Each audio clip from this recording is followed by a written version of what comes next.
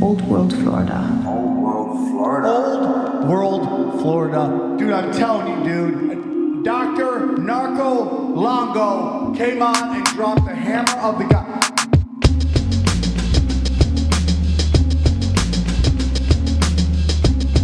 America's mother, daughter of Atlantis. God sent the weatherland, the devil sent the Spanish. Florida is Eden, the fountain of youth, Kali is deception. So Florida is the truth.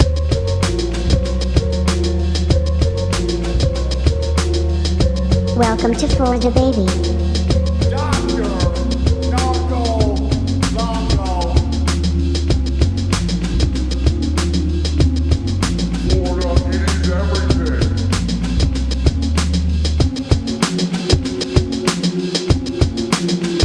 There's too much truth bombs being dropped. I can't digest it all.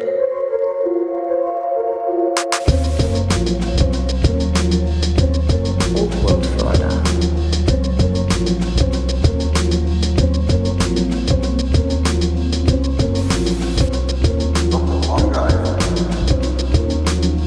Please welcome Dr. Narco Longo.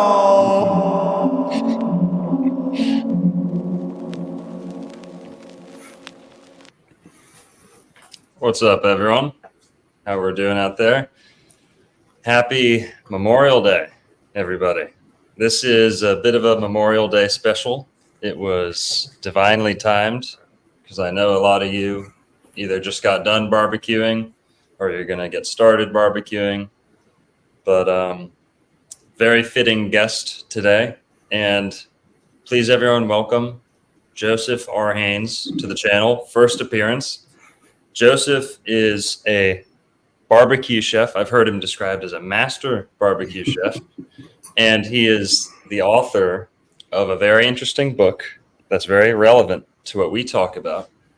The title of his book is From Barbecue to Barbecue, The Untold History of an American Tradition. And that's only one of his books. He's written a couple others as well. And also pertinent to, American barbecue. And he's out of Virginia, I believe, but I'll let him introduce himself a little bit more. And Joseph, how are you doing today? All right, I'm doing good. Thanks for having me today.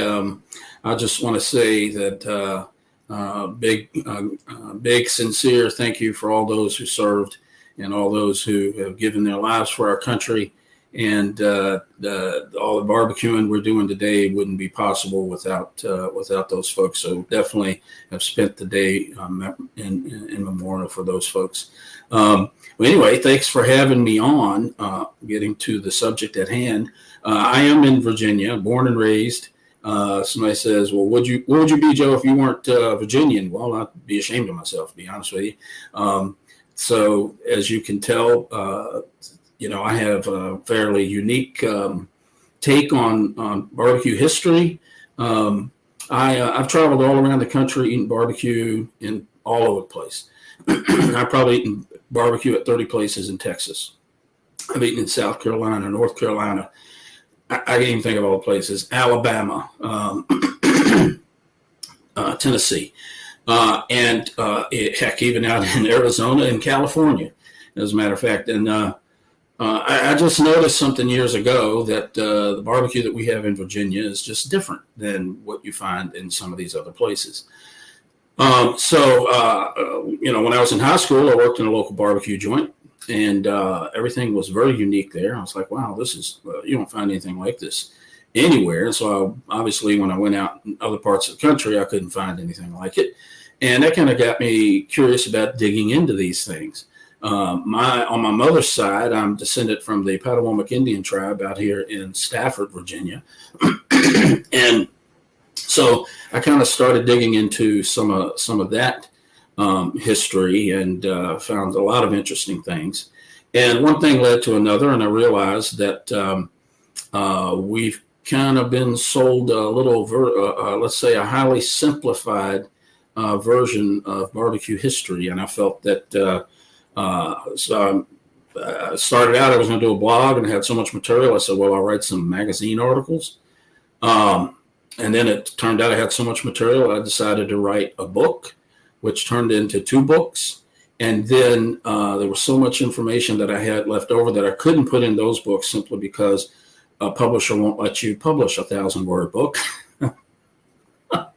I wrote another book, and that's the last one here, From Barbecue to Barbecue, The Untold History of American Tradition. I probably have 2 more barbecue-related books in me, but I also have about 4 novels in me, historical fiction novels that I'm working on as well. And if I live long enough, they will be published, but, that's a lot of work. This From Barbecue to Barbecue, that book literally has 25 years of work in it. So it's not something I just, threw together. It's something I put a lot of effort in it. Of course, the publishers, University of South Carolina Press, first-rate people there. They really did a lot to help polish the book up a little bit. So I was really grateful for those folks as well. Wonderfully put, Joseph. And I couldn't agree more with how you started it off. We've got to all be grateful that we're here in America, the greatest country there's ever been. And that's because we have so many brave men and women. Yeah. So Memorial Day, I've talked a little bit. We're into astrology here on this channel. And a lot of holidays actually fall on significant points in time due to astrology. And that's not really just an astrology thing. That's, Christmas, the winter solstice, Mother's Day in May. A lot of these are kind of intuitive, but Memorial Day is one of those. So I'm going to be doing a video soon about Memorial Day, talking about why it has the day that it does in America. Cool. But so barbecue is something that people love to do on this day. And that's also why we're talking about it. And Joseph, little full disclosure here. It's a little bit of a vegetarian ambush. Okay. No, I'm only kidding, but I'm a vegetarian, but we break bread. We break bread with everyone. Yeah. Everyone. Well, I got a buddy up here in Richmond. He runs a place called Redemption Barbecue, and he has some very authentic Virginia-style barbecue. He barbecues one of these big fruits. I can't remember what he called the thing now, but Jackfruit. Jackfruit. Yeah, he barbecues those things and serves them on Fridays and on weekends to folks that don't want to eat meat. So, yeah, there's a way to do it if you really want it. And I know people who, believe it or not, they call it barbecue and they barbecue watermelons. Yep. They take a watermelon, skin it, and they marinate it, and then they throw it in a smoker. Yep. It's wild. Yeah. Jackfruit's amazing. Very close to pulled pork. It's one of the best meat substitutes I've ever came across. It's convincing. Wow. You can really convince a meat eater if they're expecting shredded pork. Maybe not you, Joseph. Maybe not you. Be hard to fool him. But yeah, jackfruit's really good. We got a lot of that down here in Florida. So that's most of my barbecue intake nowadays. Oh, nice. But, grew up loving barbecue just as much as everyone. Barbecue sauce is still on the menu, Yeah, right. So yeah, we break bread with everyone, but I've also got a couple caveats about spiritual implications of barbecue. Mm-hmm. And they're not bad, actually. We're going to be citing the Old Testament. Right? I'm sure you've came across that with burnt offerings and Sure. Right. So yeah, but just to touch on his book, guys, this book, another surprise, Joseph. We're talking out of the Dancing Elephant bookstore here, and we're going to be carrying your book here. It's actually on the way. Nice. Wow, Yep. Thanks. Appreciate that. So, and guys, go do us a favor if you're listening. Go buy a copy off Amazon or wherever else it's available. Show some support. But we're only getting started here. But his book, I will say, it doesn't read like a barbecue chef wrote it. I'm only teasing. It's very, very well researched. It's extremely academic. I didn't really ask about your academic background, but it doesn't matter. I've read your work and very well researched, very conclusive in putting your point forward too. And I couldn't agree more with your conclusion. Maybe the only point of contention at all, which hardly that, would be I'm going to be stressing you how much can we say about Florida in this story. But I'll let you kind of have the floor a little bit with the question to start off. What is barbecue? Because people have been cooking meat with smoke and fire and whatever. But, what is barbecue? Right. Yeah. That's it, right? Nowadays, you ask someone let's say you have a room full of 100 people and you say, what is barbecue? And you go around and poll them. You're probably going to get 60 to 75 different answers of what barbecue is. Now, when I looked at my research that I have, I kind of followed certain rules. And one is to understand the context of historical passage, to understand who it was written to, and understand kind of what was going on in the world when these passages were written. And what I found out is that Europeans, before Europeans came to this part of the world, let's say before Christopher Columbus came to this part of the world, they all knew how to roast, right? Everything they did hearth cooking or cooking outside. So they knew how to roast meats and other foods. They knew how to grill foods. They called it broiling. They knew how to bake foods, and they knew how to smoke foods. And so when they came to this part of the world, they would see something that they'd never seen before, like an avocado. And the story is that the word avocado in the native tongue is Europeans can't pronounce it. So the best Spaniards could come up with was avocado. And then they saw hammocks in the Caribbean, and they'd never seen a hammock, and so they didn't know what to call it, so they borrowed the word hammock.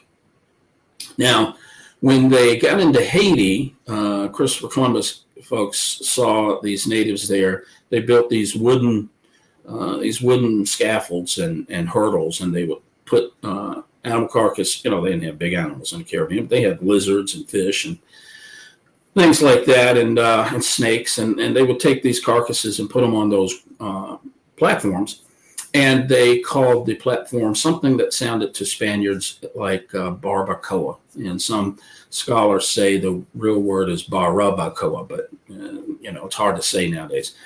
But the point of that is, the Spaniards, when they borrowed a word, it was more than likely going to be a noun that they borrowed because they saw things they'd never seen before. So they borrowed Chile or chili. They borrowed barbacoa. They borrowed, hurricane, tobacco, hammock, all these different words, and they were all nouns. And if you read the earliest Spanish and Portuguese documentation of the New World that mentions barbacoa, you find out that they never referred to a way of cooking as barbacoa. They never referred to a food as barbacoa. It was always a wooden platform that was either used to dry meats on or vegetables. They dried corn and different things on it, pumpkins and whatever. They also dried meat, but they also used barbacoas as beds. They used them. There were even houses in South America that were called barbacoas. So the point is no one in those days used barbacoa as a verb. Nobody ever barbacoa'd anything. It was always a noun referring to that platform. The French come over. Now the Spaniards were in Florida, and the French came over. The French were down in Florida as well. French were all up between. They went up down Mississippi, right? As you know, from Canada to Florida, Louisiana, and so the French, when they heard Native people in South America talking about these wooden platforms, they heard something that sounded like bucan. The Portuguese heard something like moquim.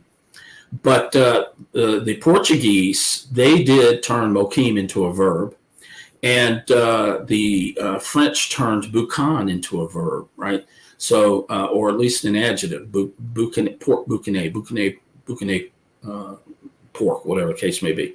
Moquin, there's a verb version of that, but there is no verb version of barbacoa. Now, why is that significant? Because these boucans, these muquims, these barbacoas, arabeles, whatever, the very different tribes had, even Powhatans up here had the word they call it was Toussaints, right? So, but they were all just nouns, and it was something that the settlers and the early Europeans came over here in the early 1500s and never seen it before. So how did we get our word barbecue? Well, the word barbecue did not come directly from a native word. It came from two European versions of native words. It came from barbacoa, and it came from barberkrot, which is what the Dutch called those wooden platforms. And I'm just about finished. What they call those wooden platforms.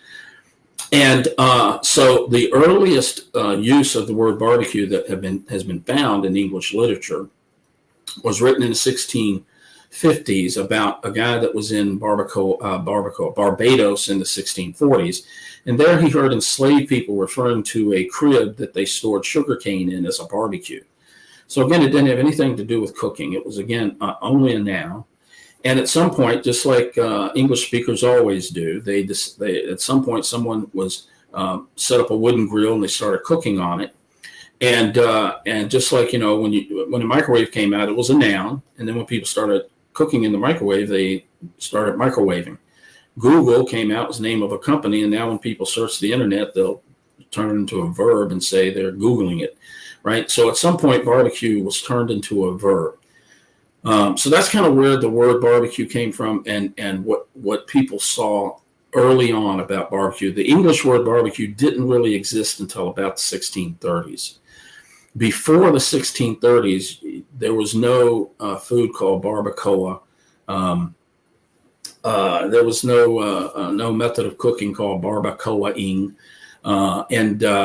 So eventually, English speakers kind of followed the French and the Dutch and turned barbecue into a verb, and an adjective. But then what were they calling barbecue, right? So grilling food, they didn't call it barbecuing, they called it broiling, right? The Spanish speakers called grills parrillas. They didn't call them barbacoas. English speakers called them barbecues eventually, but they started calling them gridirons. So when they started cooking on these things, that's when barbecuing in the United States, what became barbecuing in the United States was started. And what they called barbecuing in the 1600s was digging a pit in the ground, filling it with burning coals, putting some wooden slats across it like a grill, and cooking whole carcasses. Now, I got a whole chapter in my book about how that pit developed. Whenever you read about people in Jamaica cooking over their patas, or and later when the English got there, they started calling those grills barbecues. When you read about it in Europe, the European cookbooks from 15, 16, 1700s, nobody in the world instructed anyone to dig a pit to hold the coals, except in what is today the United States, right? So it's a very unique way of cooking. No one in the world said make a sauce with butter, vinegar, salt, and pepper, and baste the meat with it while it's barbecuing, except in this country and the colonial United States and eventually United States. Now that sauce came from Europe. It come from 16th century European cookbooks, but the cooking technique was developed here in the United States. It was developed by a collaboration between enslaved African Americans, free and enslaved Native Americans, and indentured Europeans. And I got a whole chapter on that, and that process that played a part in developing barbecue. The original Southern barbecuing technique was developed through a process that sociologists and anthropologists call creolization. right? And so that was barbecue in the 1600s, 1700s, up until about the end of the Reformation period. At the end of the Reformation period, Americans no longer had enslaved people to cook barbecue for them. So they started to look for cheaper, quicker, easier ways of doing it. And that's where we get these things about, roasting meat and baking meat kind of started to develop, and people started calling it barbecue. And then after World War I, people started holding backyard barbecues where they're grilling meats and that kind of thing. And then around into the Depression, early World War I, people started, cooking cheap things like hamburgers and hot dogs and calling it barbecue. And we had backyard barbecuing. And today, people think of any kind of cooking outside with fire as barbecuing. But in the 1500s, everybody cooked outside with fire, and they didn't call it barbecuing. They just called it roasting, baking, broiling, or smoking. So anyway, that's why this it's difficult to explain that without untangling. What do you hear when you watch a TV show or read a book or a magazine about barbecuing? Well, barbecue came from the Spaniards, who saw the native people of Haiti cooking barbacoa on their barbacoa grills, and barbacoa is a way of cooking that was given to us, and none of that is historically true. Sorry. Now, if you want to talk specifically about Florida, I'm kind of bogarting a microphone here, which I don't really feel comfortable doing. But if you want to talk specifically about Florida, the folks down there, the native people, were doing the same kind of things they were doing in South America, all up and down the East Coast, as far as using these racks to preserve foods. Native Americans preserve foods in I think they had 3 or 4 ways of doing it. One is in cold weather, they didn't have to do anything. In hot weather, they kept it warm, right? So that's why Native Americans always had stew pots going. It was like a crock pot. Just throw stuff in there. As long as it stays hot, it's not going to go bad. These barbecue grills, these barbacoas, these bucans, whatever you want to call them, they would put animal carcasses on those grills, and there was women that was mainly doing this cooking. They would put animal carcasses on those grills, right? And the meat would get done. It would get done, and you could eat it, but they didn't. In hot weather, they had to leave it on there, or it would spoil. So they would just let it stay on there, and eventually it would become pull tender. And the longer they left it on there, it would eventually become dry, like jerky, and they could preserve it, and they could take it off the fire then. So that's kind of what was going on with Native Americans, with the way they would quote unquote barbecue things. And that's what went on down in Florida. Then, of course, the French came along, and they started making this boucané pork, and they would build these little smokehouses, and they would call it boucané, and they would use these Native American and certainly these Florida influences in what they were doing down there. But that isn't how the original Southern barbecuing technique got started, because you can't trace Southern barbecue back to those folks down there in Florida. OSBT. And thank you. Yeah, exactly. And the Spaniards in some of the places where they were. But some of the most fascinating history of this stuff actually in Florida and in the area down around Florida was written by Frenchmen. That's for sure. Well, very good, Joseph. A lot of ground covered there, and I love it. No, that's perfect. Perfect. What a great summary to start us off. Now, you brought up early on the distinction that barbacoa or barbecue, whatever they called it, earliest name was, referred mostly not even maybe to the cooking technique, but the apparatus that the cooking was done on. And I see we have some Haitian supporters here too, who've let us know that barbacoa today refers to like a table, and you can almost put anything on that table. I saw a couple comments, but just to bring the magnifying glass over to Florida for a second, I think you referenced in your book when the DeSoto expedition came into Tampa Bay, they recovered Juan Ortiz. Oh, yeah. And Juan Ortiz had actually been It's terrible. barbecued himself. Yeah, right. And It's horrible. they refer to the thing that he was put onto. I think the second time around they tried to kill him. Yeah. They tried to barbecue him alive. Yeah. And Sheesh. for those who don't know, another little holiday lore here, that is actually the original Pocahontas story. You got that right. John Smith was, John Smith was a scoundrel. He did steal that. That's for sure. Yep. John Smith read the Princess Eulalie or the Princess Hirahigua story Yeah. out of Tampa Bay that was reported on. It was printed in English right about when he got back from Jamestown.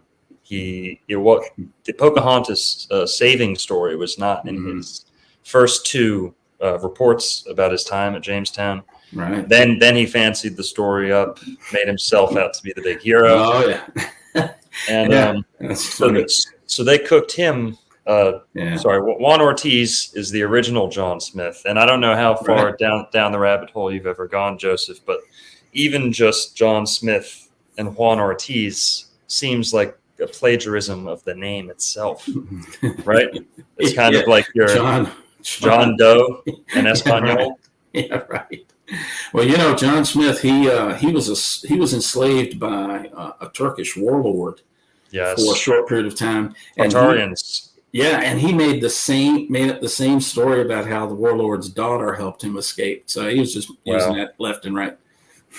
I remember John Smith says that I think he got cornered in one battle, and in a single swoop or something like that, he decapitated three Turkish soldiers. But so he had falsified most of his life, and that's not even a conspiracy theory at this point. Right. It's pretty acknowledged, but they're still pumping out Pocahontas movies, and they are.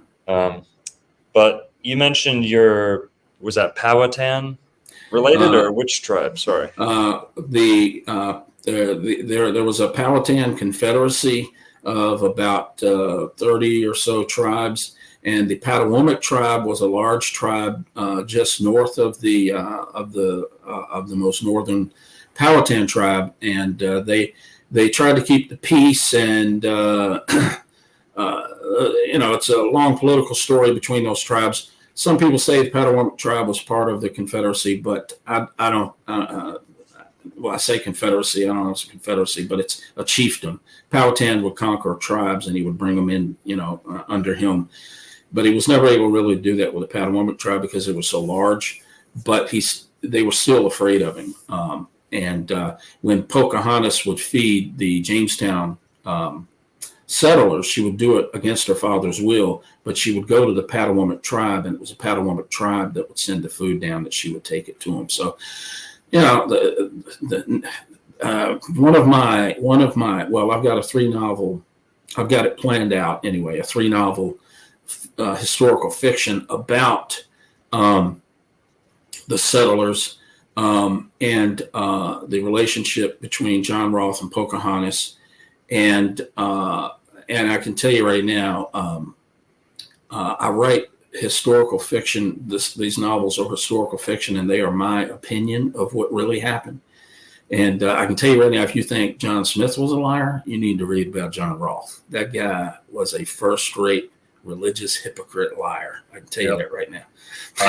I've came to the same conclusion, Joseph. Yeah. And it actually also ties into Tampa Bay with, John Smith is your Pocahontas savior of the Jamestown colony.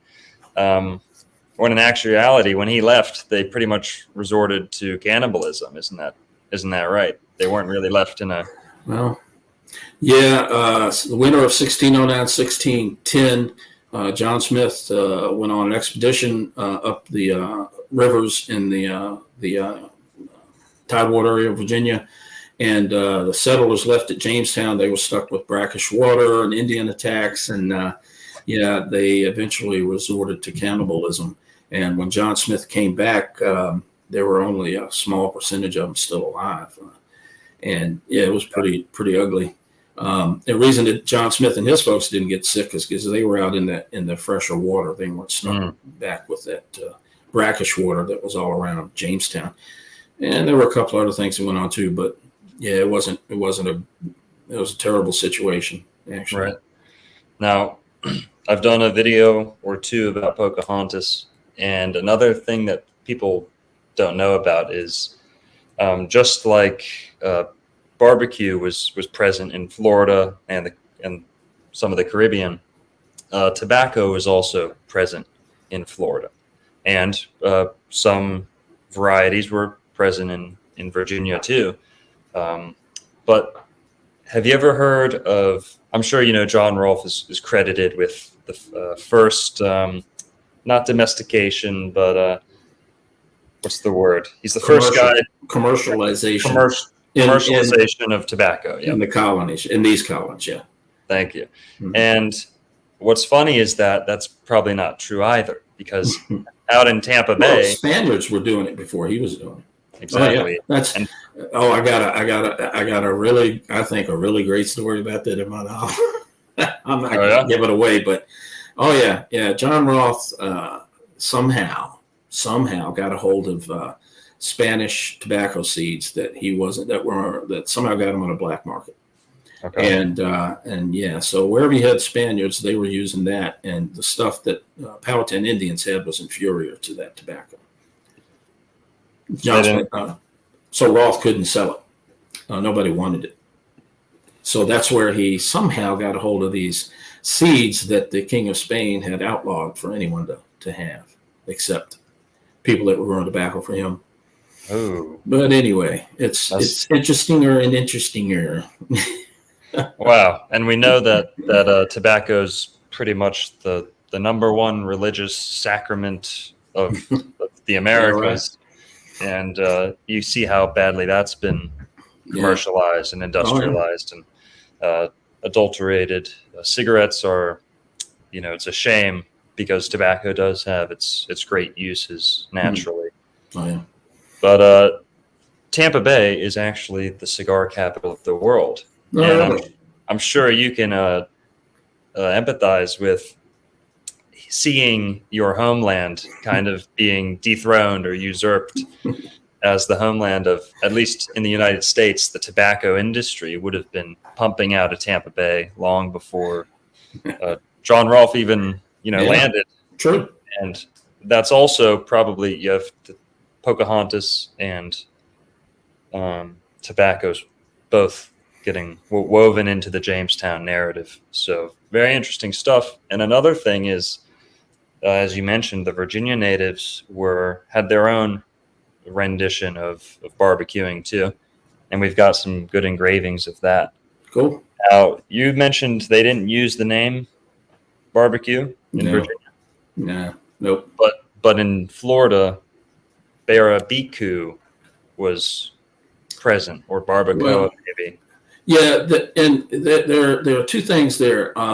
The Spaniards spread these words all around, right? So in Mexico, you have barbacoa, which is a hole in the ground that they cook barbacoa in, but they don't barbacoa in the hole. So the hole, they have hot rocks in it, and they wrap the meat in leaves, put it down in a hole, and then cover the hole up.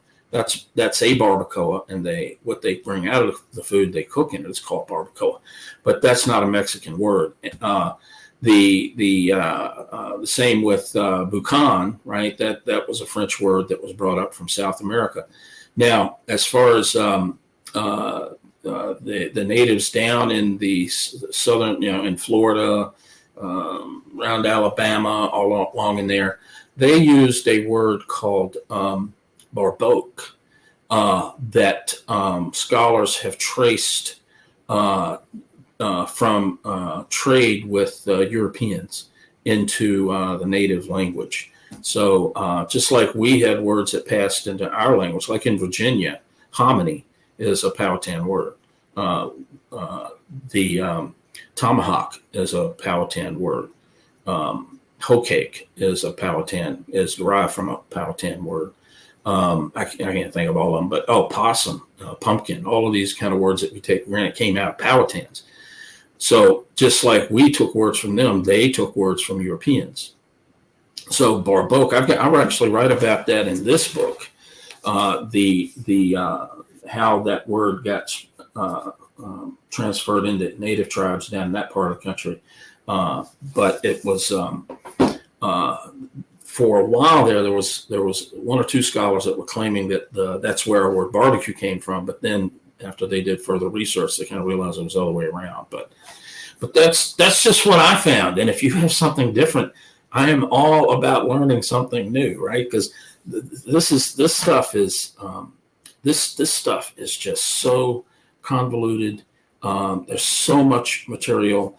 There's so much surrounding all of this that needs to be learned for us to properly interpret these historical references to this stuff. In fact, I say in my latest book, I'm hoping that this will spawn true scholarship, people that are educated in how to do these kinds of things. You ask about my background, my education. I've got an electrical engineering degree, I've got a computer informations degree, and I got a master's in business administration. I don't have any history degrees, but the work that I did in getting those degrees and having to research things and write things and document things, that's kind of what led me on how I developed these books. But yeah, there's so much, right? And I'm hoping that scholars will just stop believing all this baloney about, well, we got barbecue when Christopher Columbus saw some people in Haiti barbacoaing our lizard, and from there we got barbecue, and it's just, that's great for sound bites and things like that. But man, there's so much to it, and from a just an American history standpoint, barbecue. If you look at what barbecue is today, and you think about where barbecue came from, these were enslaved people that were oppressed, living under horrible conditions, and they created something that we are here in the 21st century talking about over the internet with full video and audio capabilities. I mean, come on. That's quite an accomplishment by those folks. And anyway, I am by no means cornered the market on knowledge of barbecuing. There's I'll say something people don't. A lot of people, they write things about what I say, but they don't necessarily properly quote what I say. And so you'll see people write things like Joe Haynes says that barbecue started in Virginia. The truth of the matter is I have never said barbecuing started in Virginia or was born in Virginia. That's what people say that I say. What I have always said is the original way that Southerners barbecued, with a pit in the ground, with wooden slats over the pit, whole carcasses, basting them with a mixture of butter, vinegar, salt, and pepper. That's what was born in Virginia. And again, I've got several chapters on that in the new book that kind of documents how that happened and why it was Virginia. It's not Virginia because I was born in Virginia or live in Virginia. If it was California, I'd be writing books about it coming from California. I read this stuff and just let the research kind of take me where it took me. I didn't finagle anything. If you take a look at this book, right, you can see there are, I don't know what, 40 or 50 pages of, let me pull them up here. Here, this right here, this much right here of that book, that's citations. That's primary, secondary source citations. If you can find that many citations about barbecuing in Virginia, please send them my way. Right? That is 25 years of work. And I tell you, if there are any PhD candidates out there and they want to get a history degree or something, or PhD, you take the citations I have in this book, and I guarantee you there are 3 or 4 PhDs in those citations, because I've done all the work for you. It's all there. So anyway, sorry. Hey, look, don't get me started. Don't be sorry. You can't shut me up. Don't be sorry. When's your birthday, Joseph, if I may ask? Just January. today. January 22. Okay, so you're in Aquarius. I am a water bearer. Yes. Yep. Well, Aquarius can be against the grain. They can be 1 in a million and individualistic. And yep. So I see you fulfilling that.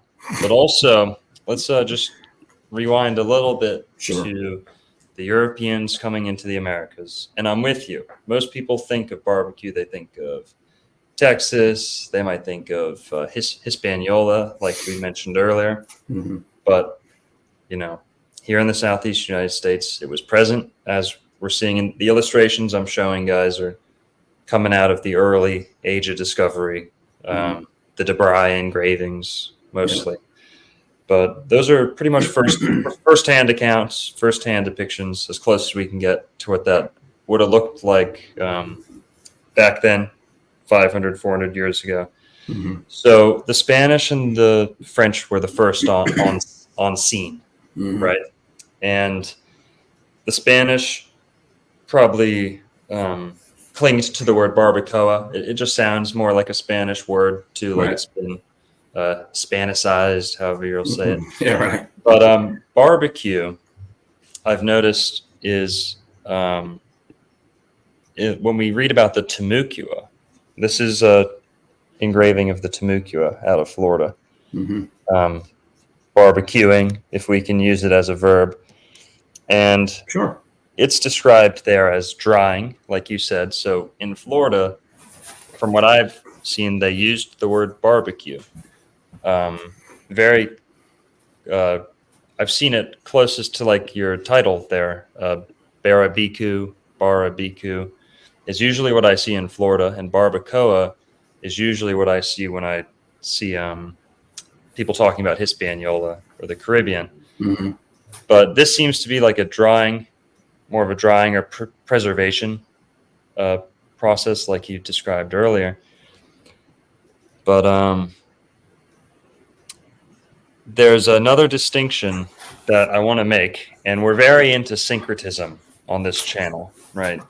You know what syncretism is? Like language syncing up in places where it seems there was not a direct linear source, or the other way around. There's two equal linear sources linking a word that are both equally, substantiated. And for example, or maybe you might disagree on this one, but barbecue, and some commenters have beat us to it, barbecue is syncretically similar to a French expression. Yeah, right. French there saying, you go. okay. Yeah. Now, roast head to tail. I'm sure Nose you've to heard. tail. Yeah. Yep, nose to tail, beard to tail, beard to end, barbe, a la qui or Q or cola. Some people even say for tail. I'm sure you've tackled that enough. I know you did in your book a little. What is? How would you tee off on that? Barbecue. Yeah. Tail? You're gonna get me in trouble on that one.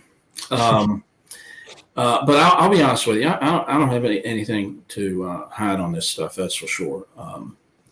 So this le barbecue, which I can't really pronounce, but it's some kind of French phrase, that got started in the 1830s, and I honestly believe, and some people are going to hate me for saying this, but I really do believe. Well, first of all, I don't believe that's the origin of the word barbecue. Right. The Oxford English Dictionary calls it, and I believe the phrase is absurd notion, but they got that one right anyway. But the Oxford English Dictionary is great. I'm not criticizing. So my opinion, and this is just my opinion, is that the popularizing that notion that we got our word barbecue from a French phrase was a way of destigmatizing barbecue because it was so closely associated with people of color. And that white guys wanted to kind of pick it up, and they're like, well, Americans in colonial times, Americans despised a Brit if they called him a Creole. that would make them fighting, spitting mad. But it's true. Americans were Creoles. I think Americans still are Creoles. But that just, I've got examples of newspaper articles and things like that about Americans going off on Brits for calling them Creoles. And Creole to an American means that you, well, in those days, it meant that you were very negatively influenced by Indians and enslaved Africans. And they didn't like somebody called them a Creole. But let's face it, right? When a Brit came over here in, let's say, 1750 and Americans invited them to a dinner, and they saw cornbread and roast turkey and barbecued pig and saw them chewing tobacco. Let me tell you something. Americans look Creole to those Brits. I can tell you that right now. So I feel, and it's just my opinion, that adopting of that notion that French phrase is where we got our word barbecue was kind of a way of white people trying to distance themselves from some kind of stigma they may have felt that barbecuing had because it was so closely associated with African Americans in our country, and maybe even in some of the British colonies. But that's just my opinion.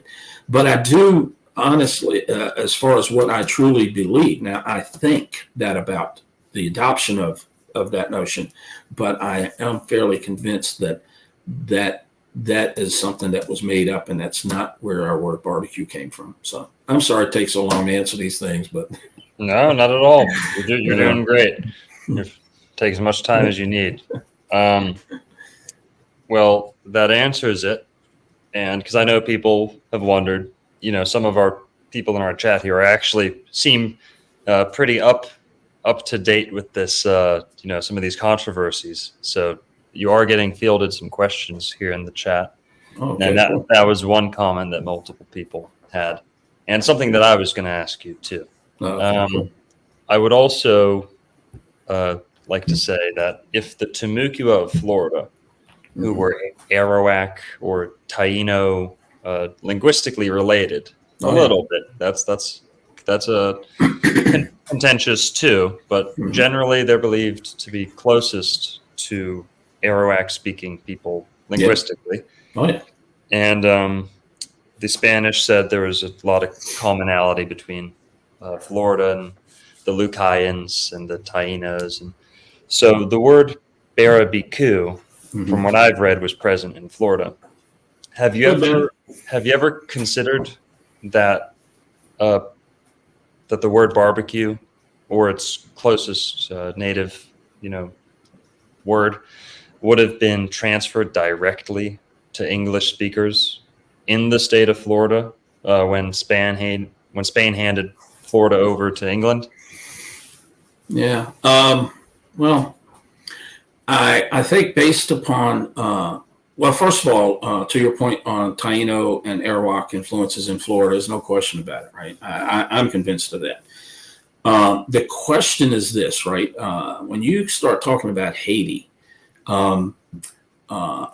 people didn't start inhabiting Haiti, according to most scholars that I've read, until about 2,500 years before Christopher Columbus arrived there.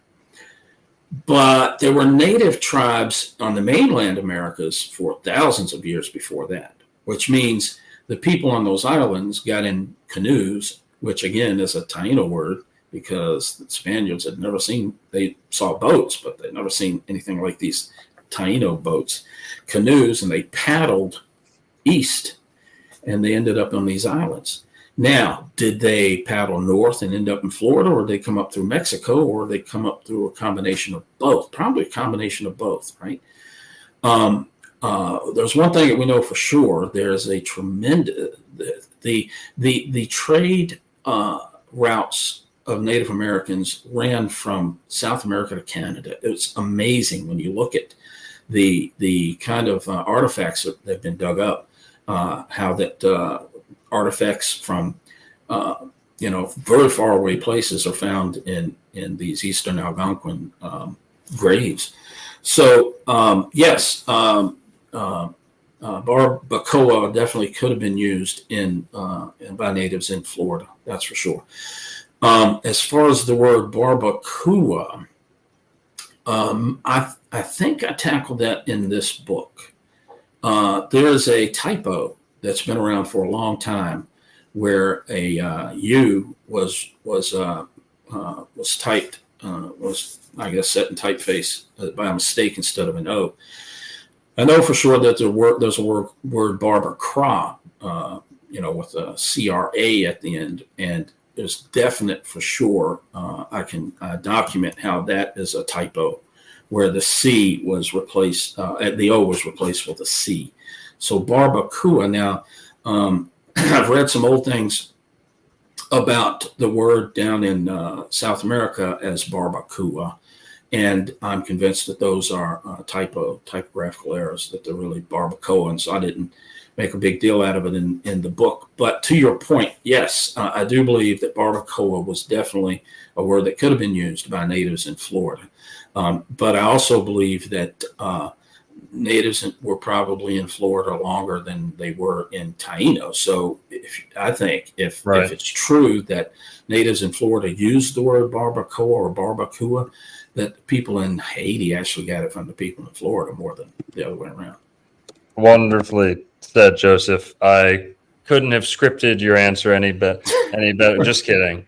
I came, but jokes aside, I came to a similar conclusion when all this stuff with these Haitian cannibals started happening, and the gang leader's name is Barbecue. Yeah, not barbacoa. We saw the word barbecue trend in the last couple months. I'm sure you had a couple extra book sales when that cannibal video started going around. I tell you, this guy Barbecue has showed up years ago, and I started to write about him in this book, talking about why are people in Haiti using the word barbecue instead of barbacoa. Yeah. But I was like, I don't know, man. I don't really want to get into that stuff. Don't want to get on his bad side. Yes. I heard he's pretty well connected with the Clintons. Oh, wow. Oh, boy, that's terrible. Hope not. But that word was trending a couple of weeks ago or months ago or weeks ago, and I did a little barbecue video, and that's mostly how I came across your work and dug into your book.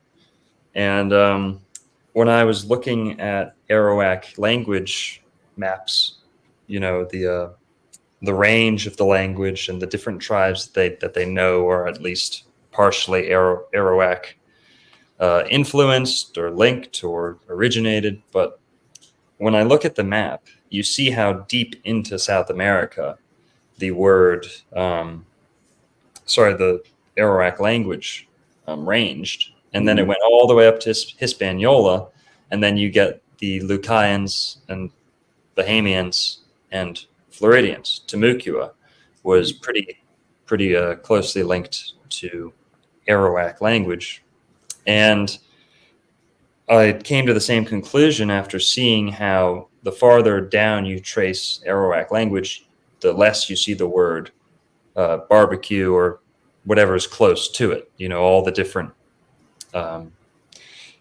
variations of that word, you don't really see them deep down in mainland America. And they're pretty confident, they don't know for sure, but pretty confident the mainstream linguists think that Arawak language spread upward.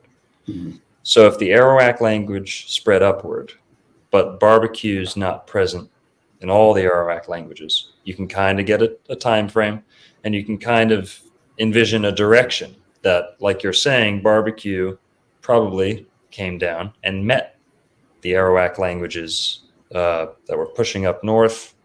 This is just a guess, just a guess about why you don't see the word barbecue in South America, but it is in peninsular Florida and the Bahamas. And well, that's really it. But I also wanted to ask you about another thing about Florida. You dedicate some portion of your book to crediting African Americans, Black Americans, whatever the word they prefer is. Let's use it. Mhm. But crediting them with perhaps a lot of the spices and saucing techniques, things like that. Now, wouldn't it be true that you have all these ingredients present in Florida, maybe a little bit before you have them all present in Virginia or Texas, for that matter? For example, the conquistadors brought, they had Black soldiers, Moorish soldiers with them, and some of the earliest explorers of the continental United States, we know. Estevanico was one of them, a Black gentleman. Mhm. And there's a couple other who set foot in Florida, way before you have your English colonies. Yeah. And I'm not sure how much cooking they were doing when they were there, but you do have early groups of big, large Black settlements in Florida. And Florida was kind of known as the Black state for a long while, and it was the safe haven. Hey, Mhm. make it down to Florida, and you're good to go. And that was kind of how Spanish Florida went Mhm. for a long time. So, how much have you seen of? Just talk about the African influence, Mhm. Black American influence, and how much of that brought you to Florida, or was Virginia really where the pieces fit together? Well, so there were these various spices and vinegars and things like that were definitely brought over here by the earliest explorers. No question about that. Vinegar and salt were two particularly important things, and of course, Right. they like their wine, Sure. and so. So the thing my thing about all this is, I guess I can sum it up in three things. All right. So first of all, the idea that someone cooks with those things is not, and they may have done some form of barbecuing with those things, right? And the idea that they were African Americans, that's fine, and added that there were some Europeans involved. That may have been some form of barbecuing, right? I don't know. I don't really think that Spaniards. I think Spaniards of that era looked down on Africans and Native Americans. I do know that DeSoto was.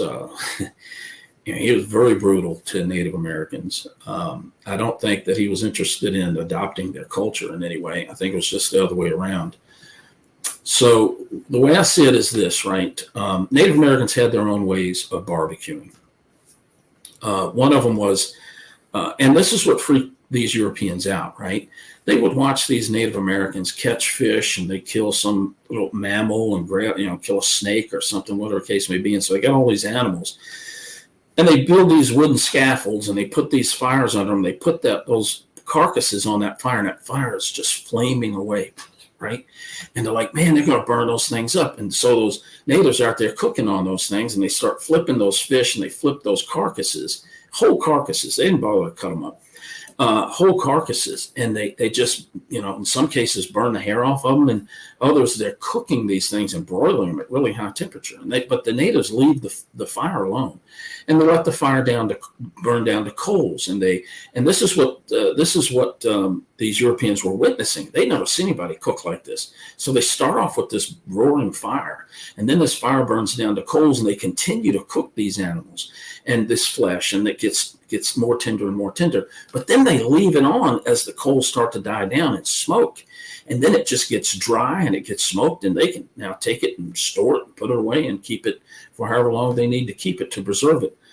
all of that was done in one operation. And Europeans, they did not cook like that. So to them, boy, that is weird. Now that is a form of barbecuing. And now some people today look back at Spaniards, right? Spaniards, they like their roast pig, right? And so today some people might look back and say, well, that was barbecuing, when technically it was roasting. And I see in the 1500s a very strong distinction between the way Native Americans cooked and the way Europeans would bake, broil, roast, or spit cook something. So it was St. Helena, South America, good grief, South Carolina. Spaniards had a settlement there, and they had enslaved Africans, they had pigs, they had Native Americans. And someone says, well, how do you know barbecuing didn't get started there? Well, I don't believe that the Spaniards were mixing that much with Native Americans to be able to develop a barbecuing technique. Native Americans may have barbecued pigs. I do know that there were some pigs left behind after the Spanish left St. Helena, and all records we have show that all those pigs were killed and eaten by natives. So my point is, there may have been some kind of barbecuing going on. We know the Powhatans had their way of barbecuing. John Smith left us records of that. We know that this stuff went on down in Florida because people drew pictures of this stuff, right? We know this stuff went on in various parts of South America, and we know that it went on in North Carolina because we have illustrations that people witnessed it and they saw it. But my thing is this, right? That kind of barbecuing has been around in the New World for God knows how long. And it may have been around in other parts of the world, but it wasn't called barbecuing by the Europeans. Or the people that were doing it. Because I do know Hawaiians, right? They cook pigs in pits, just like Mexicans cook barbacoa in pits. Same exact cooking technique. The original barbecue in Jamaica was Mexican barbacoa. This stuff they call barbecue nowadays in Jamaica is a 20th century creation. People in Russia cooked in pits. In Australia, they cook in abandoned termite hills, same in Africa. So that kind of cooking has been called barbecuing by Brits, particularly in the 1700s and 1800s. Americans never really picked up on that, never really cared about that kind of cooking in the eastern part of the United States anyway. But the point that I'm making here is, and again, it goes back to, I do not believe that barbecuing was invented or born in Virginia. I'm just going to say it right out. If you read that I say that, they're leaving some words out. What I say is this, that if we look at Southern barbecue, the furthest that we can trace it back is in colonial Virginia. It was a new way of cooking. It wasn't a way of cooking that existed anywhere else in the world. That's the Creole. That's the Creole factor. It developed from African Americans, Native Americans, and Europeans. It wasn't just Africans, right? No one has found people in Africa cooking pigs using a technique similar to the original Southern barbecue. Now, what is the original Southern barbecue technique? Dig a pit, put coals in, put a wooden grill over it, put a whole carcass, let's say a pig carcass, you let it cook, you flip it over, you baste it with butter, a mixture of butter, vinegar, salt, pepper of some sort, and whatever other herbs, spices you might well put in it, let it cook, you flip it over again. You don't cover it, you don't put it into a smoker, you don't do any of those things. It sits right on top of that grill and cooks. That way of cooking, the furthest we can trace that back is in colonial Virginia on these plantations that were in the southeast part of the state. Were other people barbecuing in colonial United States before this thing popped up in Virginia? Very well could have been. But tracing Southern barbecuing back to it is really difficult to do. So right. That's my. And to your point, which kind of substantiates what you say, is the entry into the common English language was pretty much in a Virginia area, and we know that. Is that not true? Well, the word barbecue came into Barbados well, see, Barbados, they tried to emulate Virginia when they first set up in, I think it was 1625. They failed miserably. They tried to grow tobacco. Tobacco is a problem. You need a lot of land to grow tobacco because it exhausts the land, and you have to let land lay fallow. You got to have new land. Barbados, small island, they couldn't do what Virginia was doing. So they decided we're going to do sugarcane. Who were the experts of sugarcane back then? People, Dutch South America. They weren't going to deal with Spaniards. They were Brits and British people and English people, let's put it that way, in Barbados. So they brought in these Dutch sugar growers with their enslaved Africans, people of African descent that they enslaved. They brought them into Barbados, and from there is where that word barbecue was heard. The earliest record we have of anyone using that word, in earliest record in literature, is by those enslaved people in Barbados in the 1640s. And from there, the word barbecue was picked up by English speakers. And the first time it's used as a verb is in 1661, and it was used to refer to how the claim that Native people in South America enslaved other Native people in South America and cut their skin off of them and dried it or barbecued it on these grills. So that's kind of where I come from on where the word barbecue came from. It's very possible that word barbecue was brought into Virginia from Barbados, because Virginia and Barbados, get this, Virginia and Barbados had a very strong trade relationship. This guy is Richard Ligon. His book is a true relation of Barbados. It was published in the 1650s. It's about his time there when he was there in the 1640s. He wrote about a native woman who was cooking cornbread, and he said that she cooked it. This was his. I think he kind of distorted the story a little bit. I think he kind of misremembered it, but he used the words. He said she was an expert at cooking cornbread on a pone. Okay. Now in Virginia, Virginians had this. They learned to cook cornbread from Powhatan Indians. They created an iron pan called a bread hoe. That was the guy that wrote this book in Barbados described a bread hoe to a T. It came from Virginia, sure as you said here. But here's the thing: this bread hoe is what they used to cook cakes on, hoe cakes, and that word hoe cake came from Tuckahoe cake, which again is a Powhatan word. Now here's what's fascinating: the word pone is a Virginia Indian word for corn cake. Why was a native in Barbados using a Virginia word on a Virginia pan to make cornbread? The reason being is they were trading enslaved people back and forth, and Virginians and people up north were enslaving Algonquian speaking natives and trading them to Barbados. And I bet you that there were some enslaved people from Barbados that were brought into Virginia. And that could be how that word got here. I don't know. I know that Europeans picked up on it by the 1660s. It could be people that came here from England that brought the word. I really see, that's where we need some really good, professional anthropologists, sociologists, and linguists to dig into this stuff and help figure this stuff out. But anyway, please go on with your. I'm trying not to bogart this microphone. But. That's okay. So, barbecue. You brought up earlier Buchan and another.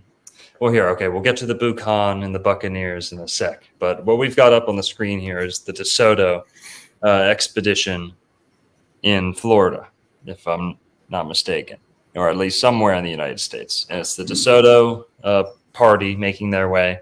They had about, close to 1,000 people, 600 soldiers or so.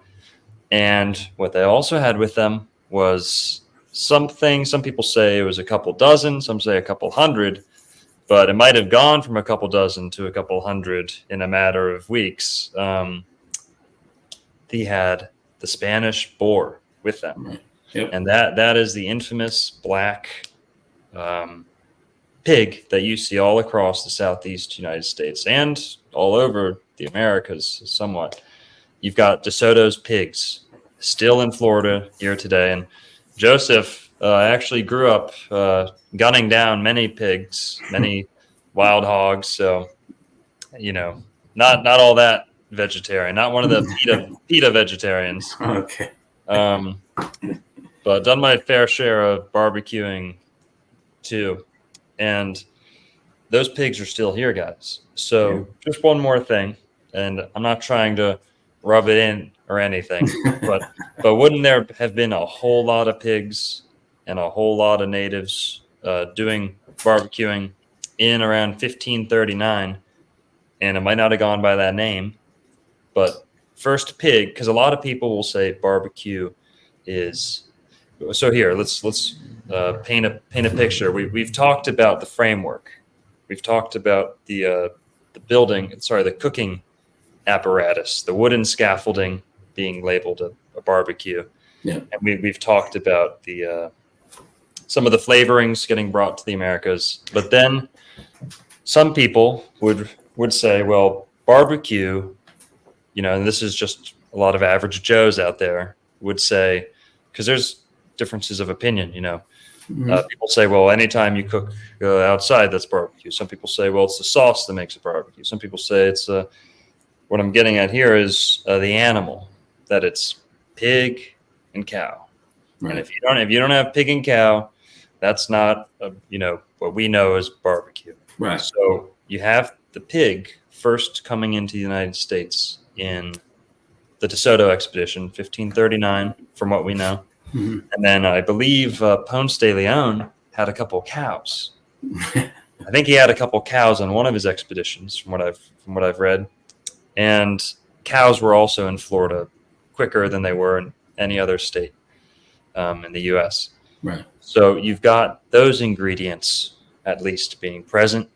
You didn't have sugarcane native to Florida, but you've got lots of sweet, nectary things. The Seminoles, the Temecula, Tequesta, they had very complex cooking processes too. They had fritters. They fried things in oil. They basted certain things, and the tomato. That's another crucial ingredient here. Is the tomatoes native to the Americas, right? And you can really make vinegar out of a lot of different things, but those core ingredients, we've kind of traced those. But the pig and the cow, how much of an importance do you see on pig and cow? Because at the end of the day, as a barbecue chef, and that's another good question I want to ask you, are you mostly barbecuing pig and cow? And how much of importance does the pig and the cow play? And my little caveat side question would be, what's the strangest animal you ever barbecued? Well, I'd say starting off with pork and beef, we always have a tendency to view history through our modern lens, right? And so there was a guy that wrote a newspaper article a few years ago, started off with something like, everybody knows barbecue is made with a gosh darn pig. And I think it was kind of a slight at Texas because they, use their smoke roasters to cook briskets, right? So now when it comes to barbecuing, venison is something that a lot of people barbecued, especially in the 1600s, because they didn't have to buy it. They could either trade with Native Americans for it or they could go hunt for it. Turkeys as well, right? Wild game, any kind of wild game, deer, turkey, bear, whatever the case may be. The British, all right, when you read Alexander Pope in his poem where he says, "Send me, O gods, a hog barbecued," right? That is a very British thing. In the late 1600s and all through the 1700s, Brits kind of dabbled with what they called barbecuing, and to them, a barbecue was a pig that they roasted or they baked. This idea of calling an event a barbecue is uniquely American. That started in Virginia, and the rest of the world didn't start picking up on what Americans meant when we said, let's go to a barbecue. They didn't start picking up on what that meant until early part of the 20th century. That is a uniquely American use of the word to refer to an outdoor event where barbecued meats are served as a barbecue. And that's part of what makes understanding the history of barbecue so difficult, right? It's just that word. Hey, Dr. Longo, I want to invite you to my house Saturday. I have bought a new barbecue, and so I'm going to throw a barbecue, and I'm going to cook some barbecue, and I would like for you to come to my barbecue to try my new barbecue that I cooked on my new barbecue. See what I mean? It's like I'll bring some barbecue sauce. Yeah, right. So And yeah, I'll bring some barbecue flavored chips. yeah, right. And I'll throw a jackfruit on, but. So you can see, right? So if you're not a native American English speaker and you hear somebody talking like that, like, what the heck? This guy's using this word 5 times in one sentence. What is he supposed to be meaning? So we kind of look back on it, right? And of course, if you're in the Eastern United States, when you think of barbecue, man, you're thinking of pork ribs, pork shoulder, whole hog. If you go to Texas, you're thinking brisket. And so we look back on it, we say, well, barbecue, they had to have pigs to create barbecue, and there's one fellow wrote a book about South Carolina barbecue, and his whole point was we know barbecue was started in South Carolina because the Spaniards brought pigs to St. Helena in the late part of 1500s, and so therefore they had to barbecue because they had pigs and they had natives, and they I guess, but here's the thing about DeSoto wanted to set up a colony. DeSoto was hoping to find huge deposits of gold like they found down in Mexico. And he wanted to set up a colony. He needed pigs to be able to feed the colonists. And so he was very stingy with his pigs. He also brought, I think, several hundred, if not more, salted pork shoulders with him. And he would feed his men with that pork. And now the Choctaw, I believe it's Choctaw Indians down in Alabama, Mississippi area, they would steal his pigs. And if he caught them, if they stole his pig, if he could catch them, he would do terrible things to them. There was one case where he cut the hands off of some of these people that stole his pigs. In another case, he cut their ears off. And that's just what we know. Who knows what else he did to them. But he did invite some Indian chiefs to some dinners where he would cook his roast lechon or roast pig, whatever he called it. But as far as tomatoes go, Native Americans ate tomatoes, but Europeans, they didn't warm up tomatoes until around the 1840s. There's stories that Thomas Jefferson used to eat them in the 1700s. I have a newspaper ad for pickled tomatoes from the 1790s. So I know people in this country were eating them before the 1840s. But it was around 1830, 1840 before tomatoes really got popularized. And there were some really interesting recipes. I have a recipe from a Texas newspaper, actually, from sometime around 1850s, where it was tomatoes with sugar and milk in them. And I actually tried it. It's really not that bad. But so tomatoes, this idea of a sweet tomato-based barbecue sauce, that came up in the 20th century. There were some people putting tomatoes in barbecue sauce as far back as mid-1840s, but it wasn't a lot of people doing that. And by the 1890s, World War I time, people were complaining about people putting tomato in their barbecue sauce. Good God, what's the matter with these people? And everybody knows tomato doesn't belong in barbecue sauce. It took a while for people to warm up to it. By the time World War II hit, World War II was over, and Americans had a lot of money to buy stuff. They started bottling barbecue sauce. And how do you sell stuff? You put sugar in it, you make it thick and rich like ketchup, and you maybe throw a little bit of vinegar in it, put some spices in it, and all of a sudden, most barbecue sauces, or a lot of barbecue sauces, are tomato-based nowadays. But to say that Native Americans were doing that kind of thing, Um, I can't find any records of it happening. I looked, man. I tell you, I looked. I dug into Spanish sources. I had people help me with these foreign language sources: Spanish, Portuguese. There was another guy, and I can't remember his name. I wish I could. I could probably look him up in my notes. There was another Spaniard that was in North America at the same time that DeSoto was. DeSoto was in the southeastern part of the United States. This other Spaniard was on an expedition in the southwestern United States. He had a very similar experience to DeSoto, but he didn't die of a fever like DeSoto did. But there was no indication that he was barbecuing anything either. So I don't know. Does that answer any question? Yeah. Yeah, that's. I have no idea. Yeah, maybe between the two of us, we'll be able to figure this stuff out a little better. I don't know. You covered some good territory there. I've got some points. Oh, well, here. You didn't answer my question. Oh, okay. What is the strangest animal that one that you've ever barbecued? Yeah, I'm not big on exotic foods. So I would probably say the strangest thing that I have ever barbecued would be moose meat. Moose. I've done moose meat. Music to my ears. Yeah. Other than that, let me think real hard because I have Gator? gator. I haven't done gator. No. Oh my god. All I have is a crock pot. I don't have a gator. I'm kidding. That's a joke. Friend gave me some gator, but I couldn't cook it because all I have is a crock pot. Right, that old joke. Gator, I have not, but I've eaten it. I've eaten it in Louisiana, and I might have had it when I was down in where was it? Orlando. I don't remember, but I know I had it in Louisiana. But very good.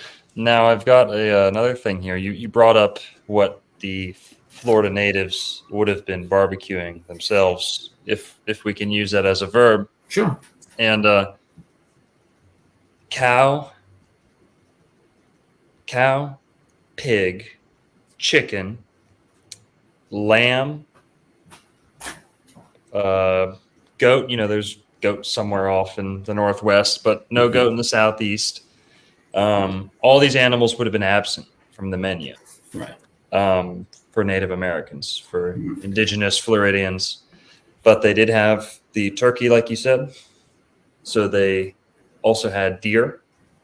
You had deer. You had key deer down in Florida too.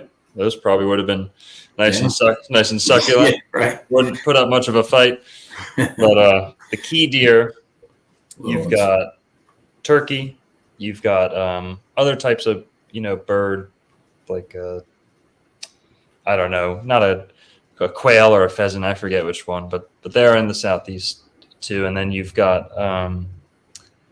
another thing that may have made it down to Choctaw area, Northwest Florida, a little bit would have been bison, maybe, if they were lucky. Could have gotten traded down further too. And to your point earlier about trading from the northern continent to the southern, we've got artifacts in Florida that we know, in the tip of Florida, in Miami.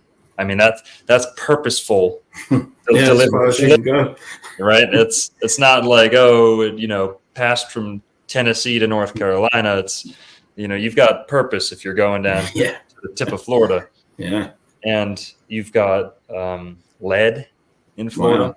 That's not from Florida. You've got Ohio copper. Wow.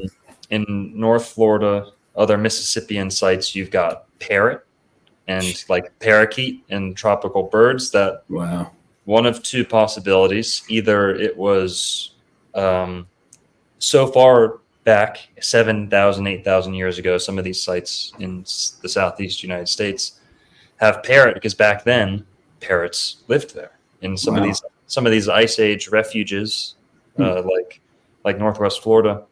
The ice age never came to the Gulf of Mexico.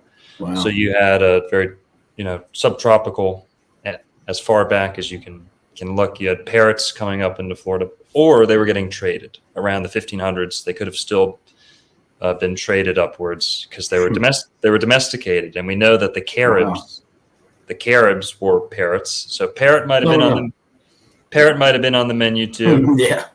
And guaranteed. Yeah, lots of birds to choose from, lots of wading birds to choose from, right?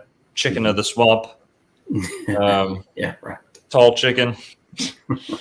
But also another thing that people do not know about is that the native Floridians bred dogs. Oh gosh.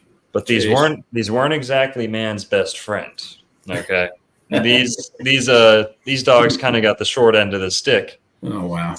And the Mississippians bred dogs, the native Floridians bred dogs, and from what we've read, some of these breeds may live on in certain American dogs, like the Catahoula. But in their original form, they were closer to like a Xolo dog from Mexico. So pretty hairless and barkless. Voiceless. Oh wow. Yeah, he's old breed. Right. So, and this is like a Mississippian dog that you'd see. Sometimes they make effigy pipes. So hate to say it, guys, but it wasn't all flowers and gumdrops in Native America. Yeah. They were scalping. They were eating dog, and dog was a big contribution to the diet of Native Floridians. And they would fatten these so much that they were like a pig, like just a food source, not used for much else. Wow. Yeah. That's incredible. Yeah, I don't know, man. I've never tried. Now, I have friends who have eaten dog because they've had to travel in parts of the world where that's, or the people they were with were serving them that. But Panda Express. Yeah, I don't know. I don't think I want to try it. I have dogs. I've always had dogs. I don't want to eat one of them. Right. So maybe on a lighter note, Joseph, what can you tell us about barbecue in Florida? You know, what's Florida? Because we know about Texas barbecue. I know enough about barbecue to know the distinction between Carolina barbecue and Texas barbecue, right? You've got more of a dry rub technique in Texas and more mustardy, tomatoey in North Carolina, right? So, and correct me on that, please, but what's the Florida? What's the unique Florida barbecue, if it has a profile? Yeah. I think it does have a profile. I do know that a few decades ago, Floridians were pretty big on open pit cooking, digging a pit in the ground. Oh, hang on, Joseph. If I can cut in right there. Okay. Is that where we get the word pit bull? Speaking of dog. I hope not. Okay. Sorry, continue. So right now, though, as I understand it, barbecue in Florida. Now, I've been to Florida a few times. I've spent some time in Miami. I've spent some time in Marco Island. Few trips to Miami, Marco Island, and I've spent some time in the Orlando area. And to me, people in Florida kind of like it on the sweet side. Sweet, maybe slightly tangy, a little bit of heat in it. Probably a little sweeter than you'd find in Kansas City. Now, don't kid yourself about people in Texas. Like I say, I've eaten at about 30 places in Texas. And I don't know of any place in Texas that doesn't serve barbecue sauce. And most of the sauces that I have encountered there are sweet. They have tomato in them. And they show off their bottles of sauce like precious jewels. You know, you hear, Texas barbecue, I just want salt and pepper and no sauce, right? Well, you haven't eaten barbecue in Texas if you think that's what Texas barbecue is about. Texans like their barbecue sauce. I was eating at one place in Dallas, and they put a big, it must have been a 24-ounce bottle sauce full on the table, and this picnic tables, and you had different people sitting, different parties would come in and sit together. And by the time I left, that big old bottle of sauce, and I was there for about maybe 45 minutes, that big old bottle of sauce was, it probably had a quarter of sauce left in the bottom of it. So, Texans like their barbecue sauce. Florida, I think they like it a little on the sweet side, probably a little sweeter than some other people. Now, Northern Virginia here, boy, I tell you, it's just my opinion, not trying to offend anybody, but I think closer you can get it to a bottled supermarket sauce in Northern Virginia. That's that's what people like. Very sweet, very thick. I think down in Florida they like it on a sweeter side, not necessarily sweetish, but actually sweet. So that's just what I think. Right. That's my opinion of my experiences there. So now you live there, you can tell me the truth of what's really going on down there. Yeah. Well, I definitely agree. And my research, my limited research going into this, I haven't eaten in Alabama barbecue, but I've read it's more mayo based, right? They have one sauce there that's mayo and vinegar based. Yeah. Okay. Big Bob Gibson's in Huntsville. And I grew up going to summer camp in North Carolina, and I came to know the meaning of Carolina barbecue, but I don't know if we had I'm from Southeast Florida, like closer Palm Beach County, closer to Miami. So we're not exactly, you got a lot more Latin food and stuff, but I used to grow up hunting in Central Florida, Northern Florida. And I've had a lot of people tell me the best barbecue they've ever had was Central Florida. The guy came into the store a couple days ago, but I'd have to agree. Of course, you're going to see a lot more citrus, a lot more like citrus-based sauces or citrus zest. A lot more seafood, of course, and pineapple. Pineapple getting thrown in. That's what I remember. That's what I think of when I think of Florida barbecue. And a little bit more like chili, maybe a little bit more like just hard spice. But so also,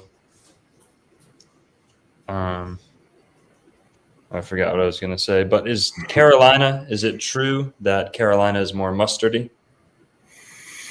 Well, you got to look at you got Carolina Gold is what I always grew up hearing. Yeah, you're going to offend a lot of North Carolinians if you don't make a distinction between North Carolina and South Carolina, right? So I know people in North Carolina, there's no such thing as Carolina barbecue. It's North Carolina barbecue, right? So if you get down around Charleston, which I've been to, which is a wonderful city. If you've never been there and you get a chance to go, please do.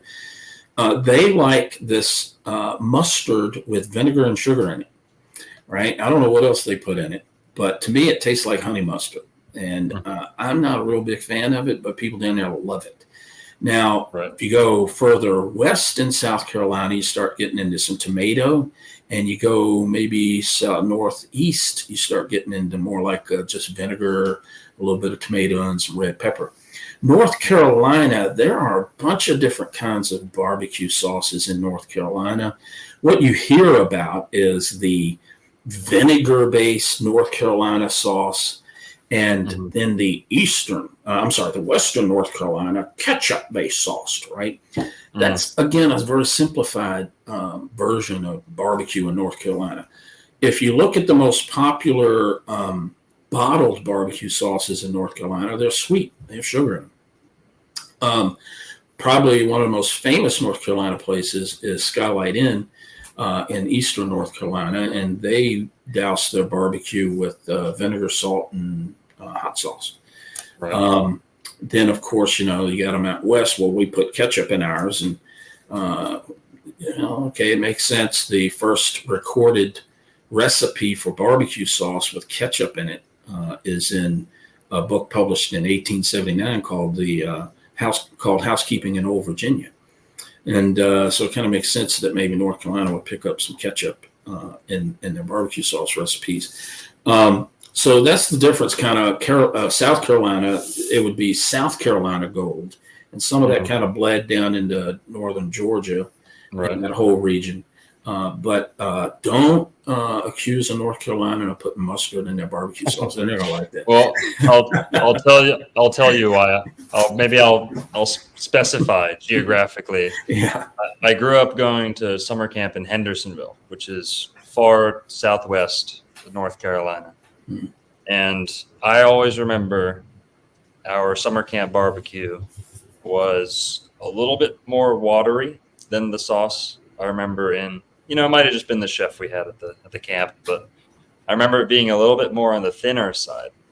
And it was definitely more mustardy and tomatoey than I remember in Florida. It was more brown sugary and a little thicker from what I remember growing up. And that struck me as being a different type of barbecue. Oh yeah, it's different for sure. Right. Yeah, if they were putting mustard, it's hard to say. Virginia for a long time has used a little bit of mustard, not mustard based, but there's a sauce out of Petersburg area, Dinwiddie area of Virginia, that's been used down there for God knows how long, at least 100 years. And it has a sizable amount of mustard in it, but it's not mustard based. It's very good, very tasty. It's not sweet. It's kind of tangy. Very popular. Southern Living magazine named it as one of the South's top 10 barbecue sauces, and it's original Virginia sauce. People don't know about it. If you ever see SAR's original barbecue sauce in grocery stores, that recipe was bought from a barbecue recipe in Petersburg, Virginia in 1964, somewhere around 1964. So SAR's original barbecue sauce that you can buy in grocery stores all around the country is a Virginia barbecue sauce. But, it doesn't get the press that it deserves, I think. So True. Well, all right. How can people taste your barbecue? Where do you do most of your cooking? Yeah. That's difficult nowadays. COVID kind of shut me down from doing barbecue events where we serve samples. I used to do a lot of barbecue competitions. Again, COVID kind of took that out. I used to do a lot of shows where we would demonstrate barbecue and share Virginia-style barbecue with folks. I haven't done that since February of, I guess the month before the lockdown. So I did two things. I think it was February of, I don't know, I can't remember. Time's fly. 2019. Cooked 2 whole hogs in Norfolk on open pits, and did a barbecue tasting at a book talk at a museum here in Virginia, but I can't remember the date. That's the last time I did anything like it. So that if you want to get my barbecue, get this book right here. This has like 4 or 5 Virginia barbecue sauce recipes in it. You can cook a pork shoulder, put it in a barbecue smoker, just use salt and pepper, a little bit of red pepper on it, put it in there, let it get tender. This book also has my daddy's barbecue sauce recipe in it.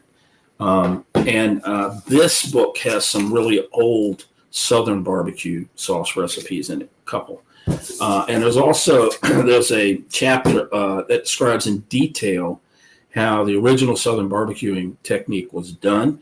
It's not there to instruct anyone on how to actually do that kind of barbecuing. But if you are an industrious person, you could probably figure out how to do it from that chapter. But that's not what the chapter was meant to do. It was more of a descriptive thing than an instructional thing. So right now, I don't really have any way of sharing barbecue other than through those recipes, unfortunately. That's all good. Well, guys, get a book if you want to taste some of his barbecue, or at least try some of the recipes he's provided us with. And what's new? You said you've got another couple books in you, but is that formalized? Are you planning a specific title yet, or what can we expect? Yeah, there are no specific titles. They're working titles. The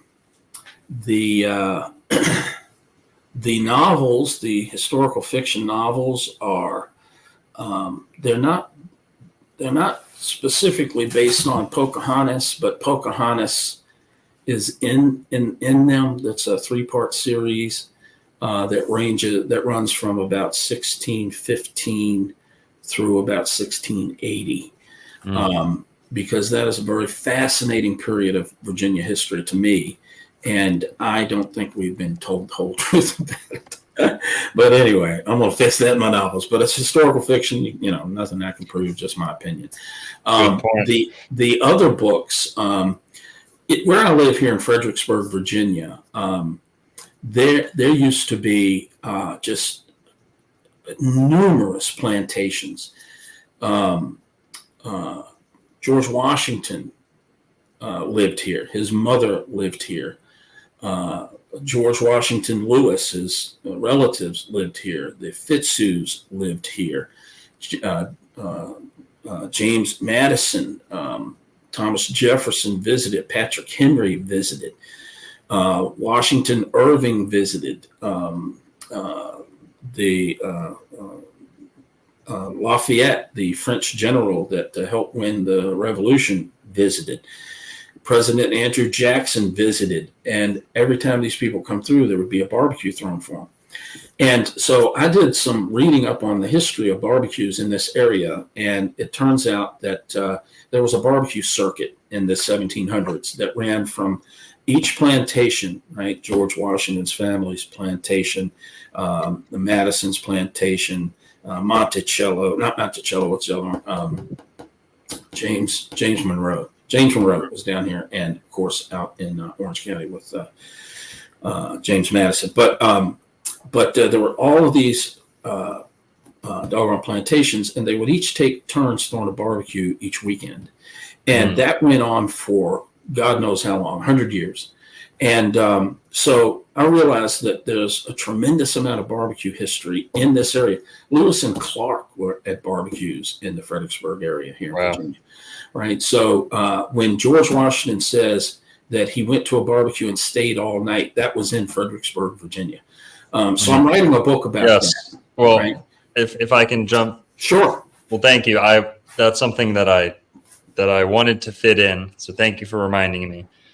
Is it not true that George Washington enjoyed at least one barbecue? Oh, a bunch of barbecues. Yeah. His family was big on barbecue, and his parents, when they got married, they threw like 3 barbecues. Awesome. They were barbecue nuts. Founding fathers, guys. They were barbecuing. Yeah. Now, here's an interesting thing. Even though like out of the first 5 or 6 presidents, like only 1 or 2 of them were not Virginians, the first person that we have a record of actually holding a barbecue in the White House is Andrew Jackson.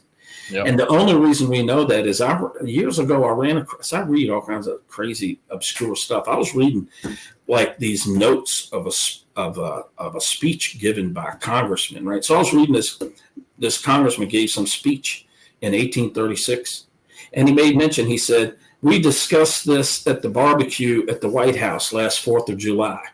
I was like, that was when Andrew Jackson was president. And that's the only way we know that. And so everybody says, well, LBJ is first president to hold a barbecue. And no, it wasn't. It was Andrew Jackson. And we know that because it's in the congressional record. But anyway. Did you just vape? That fucking smells so bad. My bad. Sorry. Thought I was muted. Well, guys, there you heard it. Stay tuned for what Joseph's got in the works, but I'm not going to let you go yet, Joseph, because I just remembered another good topic that our commenters here want us to cover that we didn't dig into earlier. We scratched the surface with the barbecue French dispute. What about the impact that pirates in general had on barbecue? Because buccaneer, as you pointed out earlier, the boucan was one of the early French words for this process, and buccaneer, we know, sprung from that. Mm-hmm. And one that's less remarked upon by academics, and this is maybe a bit of a stretch: barbecue, Barbary, Barbados, what's the commonality here with pirates, Barbary pirates cooking, on a barbecue? What's to be said about the pirates and barbecue? Yeah. The whole barb thing that actually comes from a plant in that part in Caribbean, South America that looks like it's hairy. I can't remember the name of it, but it's some kind of barbe something plant. And apparently it was the kind of the wood from those trees that looked hairy. Like bearded, bearded. Thank you. There you go. Exactly. Barber. Yeah, barber exactly. means go to the barber. There you go. Exactly. And apparently that wood was very popular to make cooking fires. So that's kind of the connection between, Barbados and Barbary, that kind of thing. As far as the Buccaneers, the word Buccaneer is an English word for people who use boucans, right? Buccaneers. So the story is that they got their name from using buccaneers.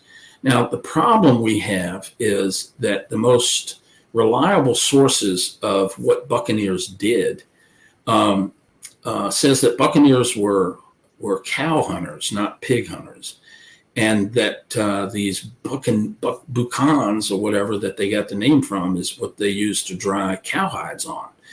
Now, if you read Pierre Labat's memoirs, he runs into hog hunters, and he says that they dried pork in boucans. And then he described the boucan, and he basically described a smokehouse with rods in it that they would hang strips of meat on.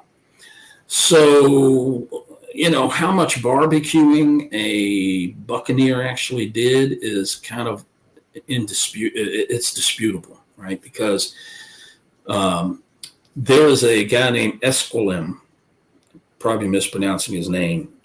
It's a Dutch French name or something, but he was an actual buccaneer, and he wrote memoirs, and he never mentioned cooking pork on a boucan. And he said that buccaneers got their name from being cow hunters and drying these skins. Yeah. So yes, I would say though that the bucket and the only records. Here's the thing, right? Records where we do have a buccaneers cooking, they're cooking meat on a spit, which is just typical European roasting method. So I do know this also that buccaneers they did.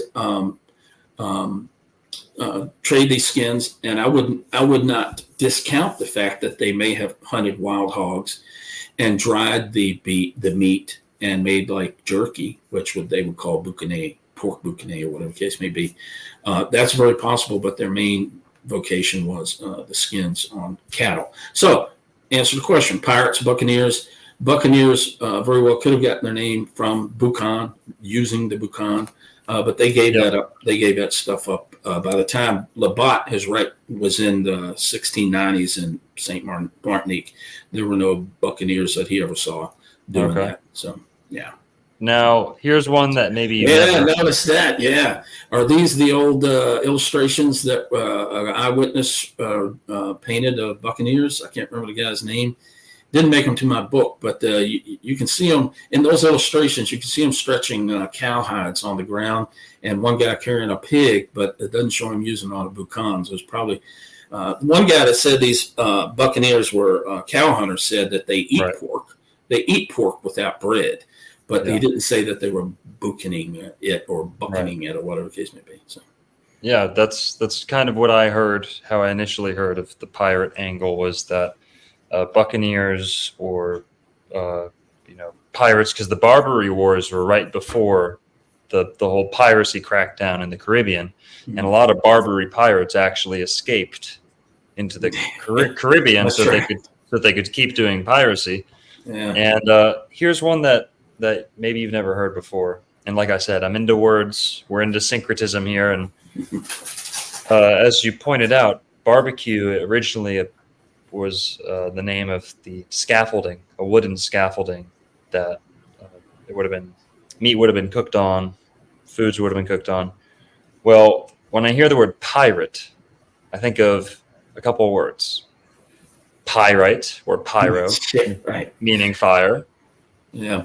And pyre, meaning a wooden scaffolding on which something would be incinerated or cooked.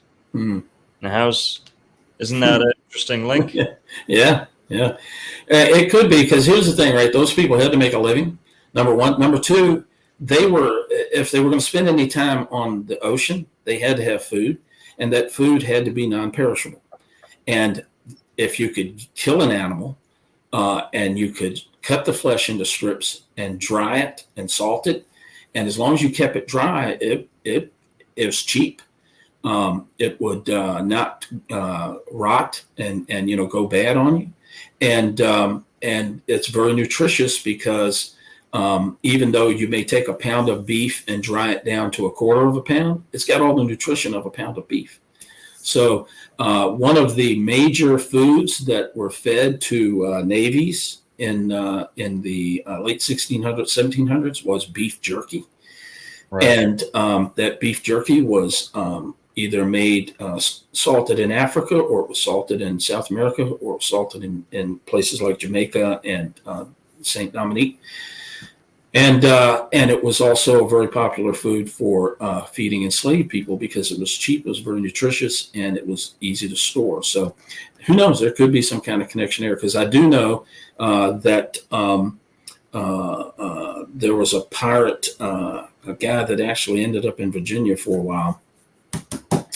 Can't remember his name. Got him in a book here. His captain recorded how one day they killed a goat and barbecued the meat. And what he meant was he killed a goat, cut it into strips, and made jerky out of it. Wow. So they were pirates and they were doing that. So, right. Yeah, never know. It can be a connection there.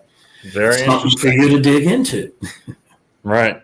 Now, to trace that back even further, the original pirates ever would have been either the Sea Peoples or the Phoenicians, right? And if you go back far enough, you might be scratching the surface of Atlantis, right? Right. Whoever was crossing the Atlantic before Columbus, before the Vikings. But basically, how much have you, maybe not entirely barbecue related, how much have you ran into theories about ancient Israelites in the Americas, not only pre-Columbus travel, but pre-Viking travel? Yeah. You ever entertain that stuff, like Romans, Greeks, Phoenicians? Yeah, well, I've read about people who say those things. As far as the Greeks and the Phoenicians, who knows? I mean, I'm going to be honest with you. We know that Vikings were here much earlier than Columbus was. And when I say here, I mean in North America, right, at least. And it's easy to see how they could get here, right? They could follow the coastline up sure, northern Europe, come across Iceland, Greenland, come down through Nova Scotia, whatever, Canada, whatever the case may be.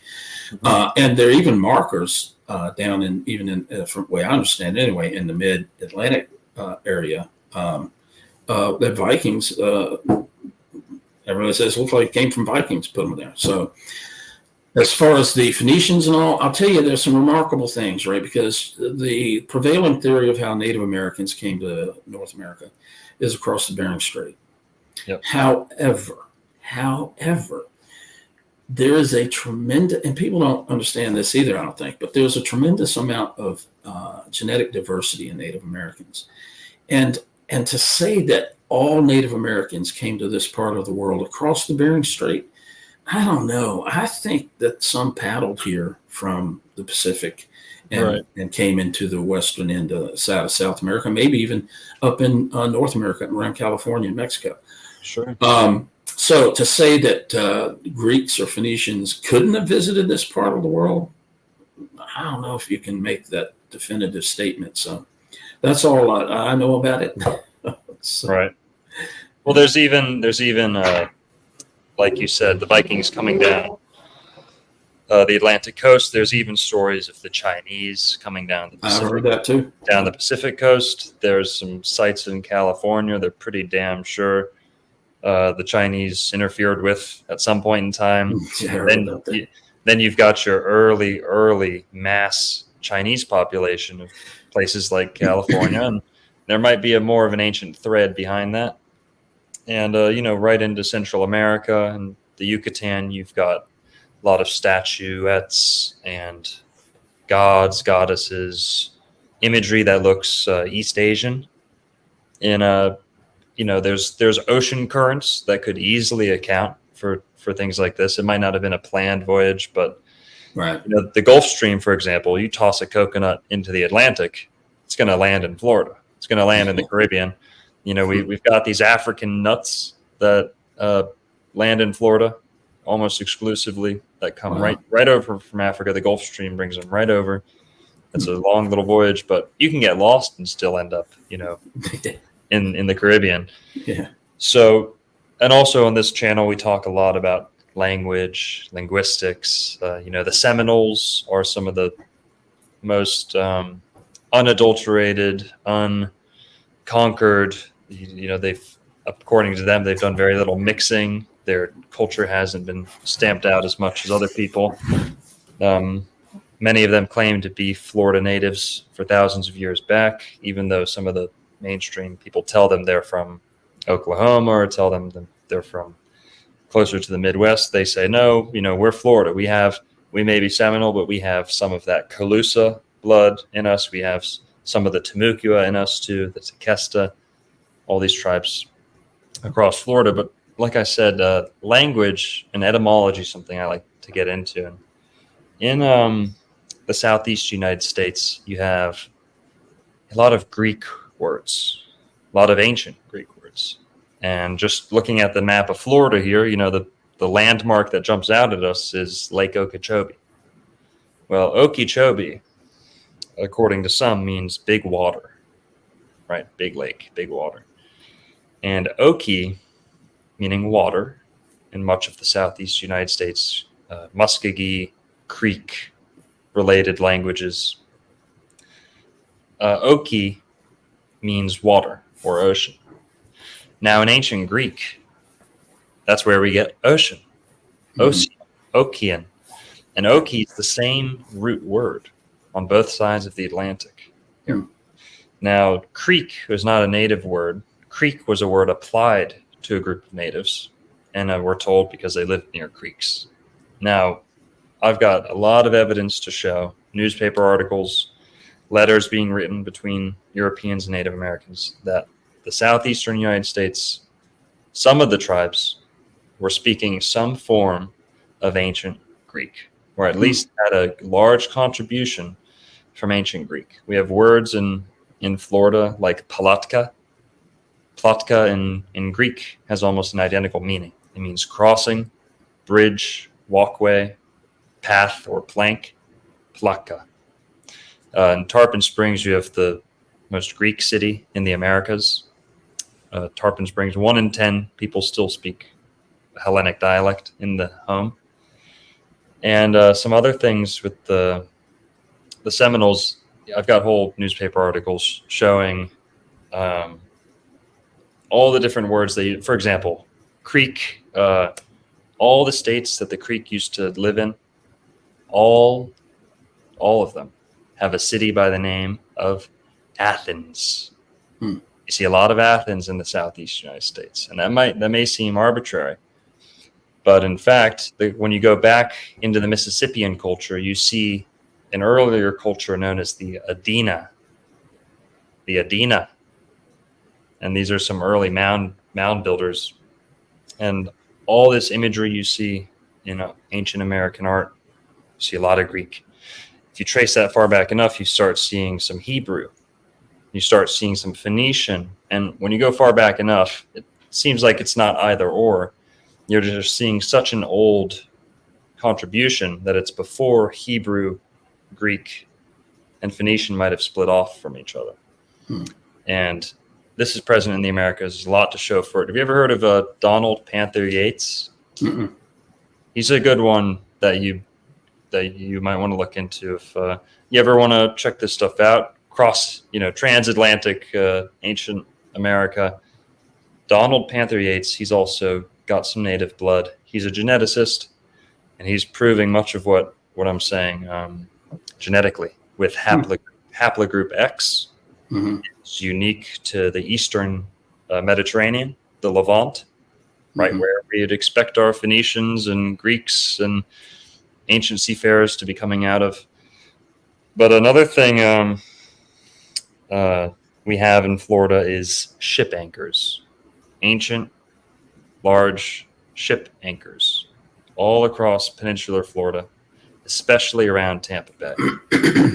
And these pretty definitively show someone was sailing big boats into the Gulf of Mexico thousands of years ago, because you'll even see these anchors in the Florida State museums. But blah, blah, blah.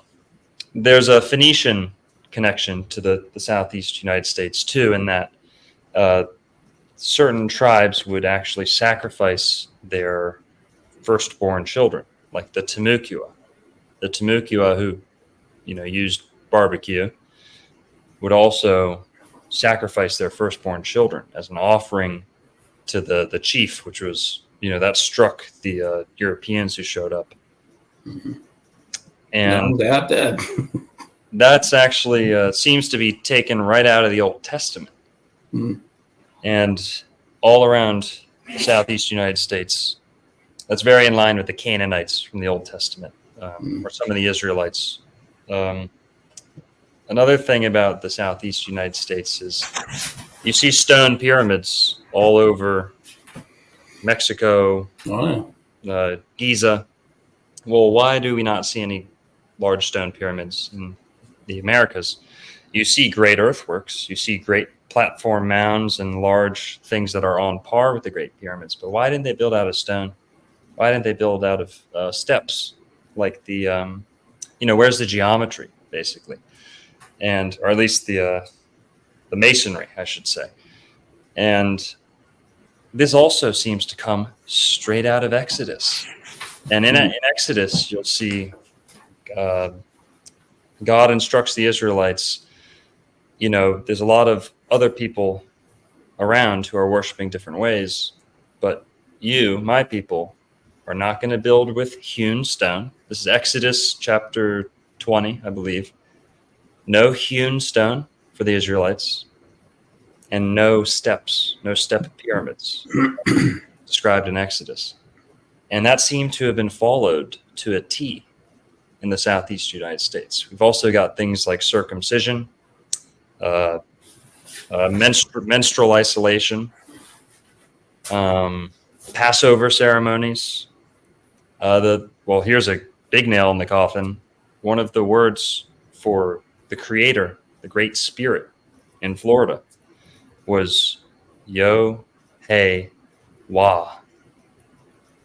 Yo-Hey-Wah.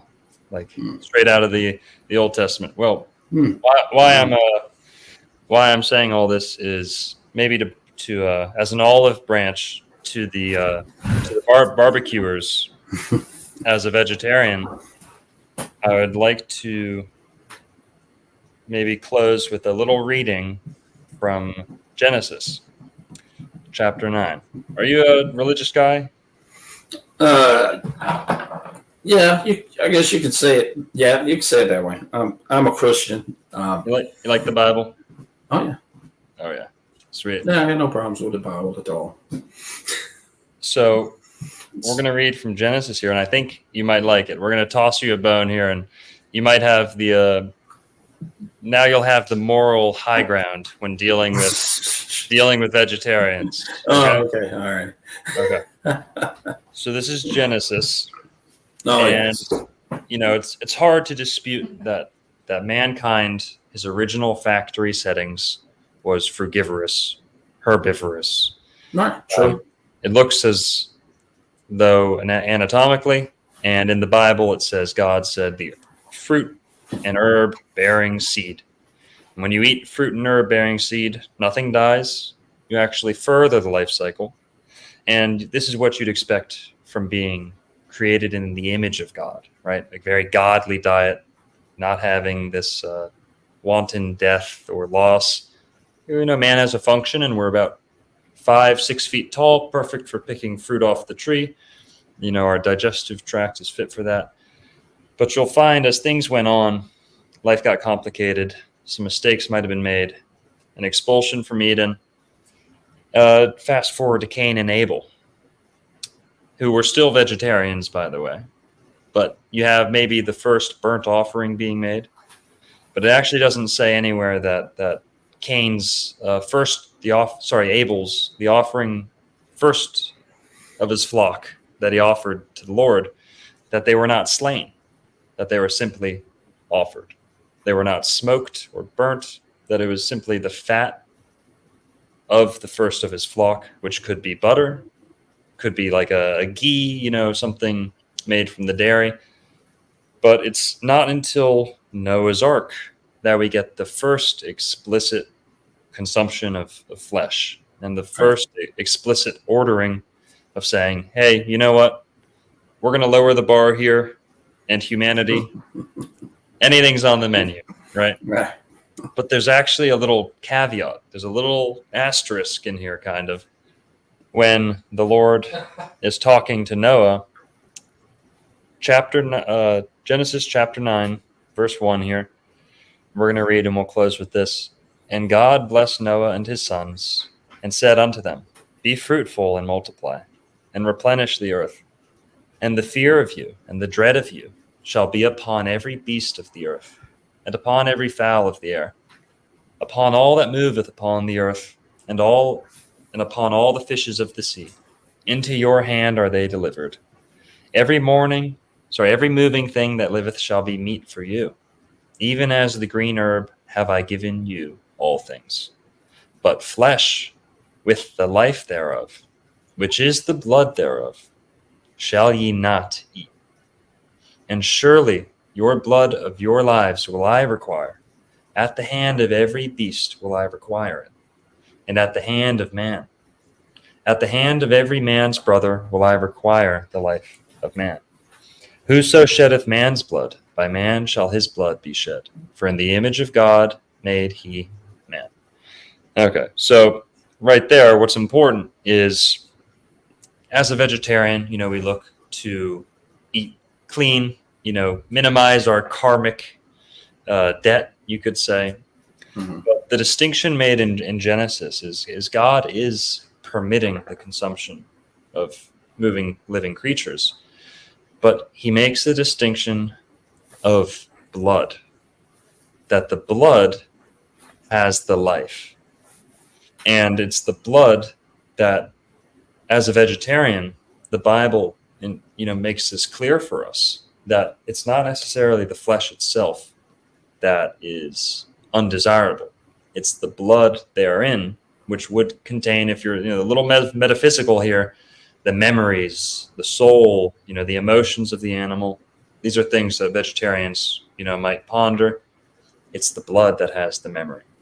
And the olive branch here to my barbecue enthusiasts would be, barbecuing just might be the most responsible and morally superior way to eat meat, as in the Bible.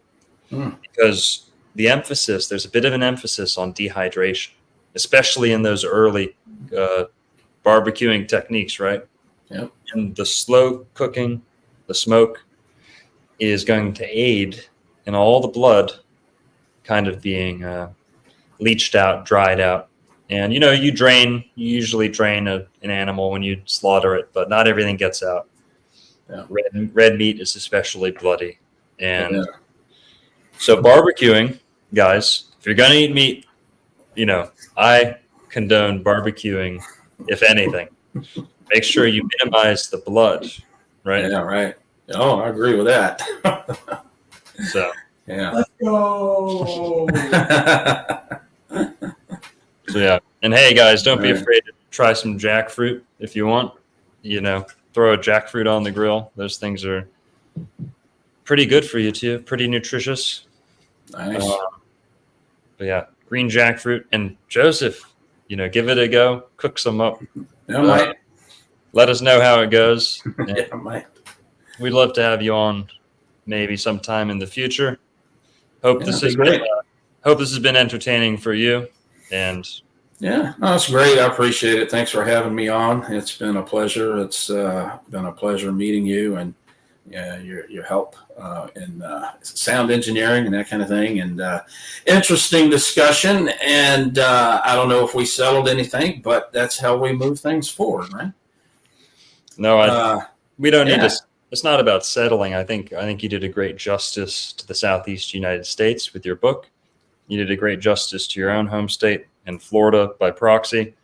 and people need to have more, some would call it hubris, but let's at least get to acknowledgement, Yeah. then pride, then we Yeah, can worry. right. Then we can worry about hubris, right? Yeah, right. So I think we got the acknowledgement, awareness out there. Barbecue is a uniquely southeastern United States creation, depending on your Oh, yeah. No question. criteria. And Joseph's done perhaps the best job, maybe the only job of proving that to a T. I'm convinced, and it's something that all Americans can be proud of. So Yeah, I agree with that. thanks, Joseph. Thanks a lot, man. And you guys have a great, what's left of the day. I don't know where you are in Florida, but I think one part of Florida anyhow is a couple hours behind me. So you might have some more daylight than I do, but it's been a pleasure. And, we'll maybe talk again sometimes. Shell, yeah. We've got your book up here. Guys, go get a copy of his book. This one is the one we're talking about, but like he said, he's got some more. Virginia barbecue. You got the Brunswick stew. You've got the historical fiction as well. So go grab a copy of this one.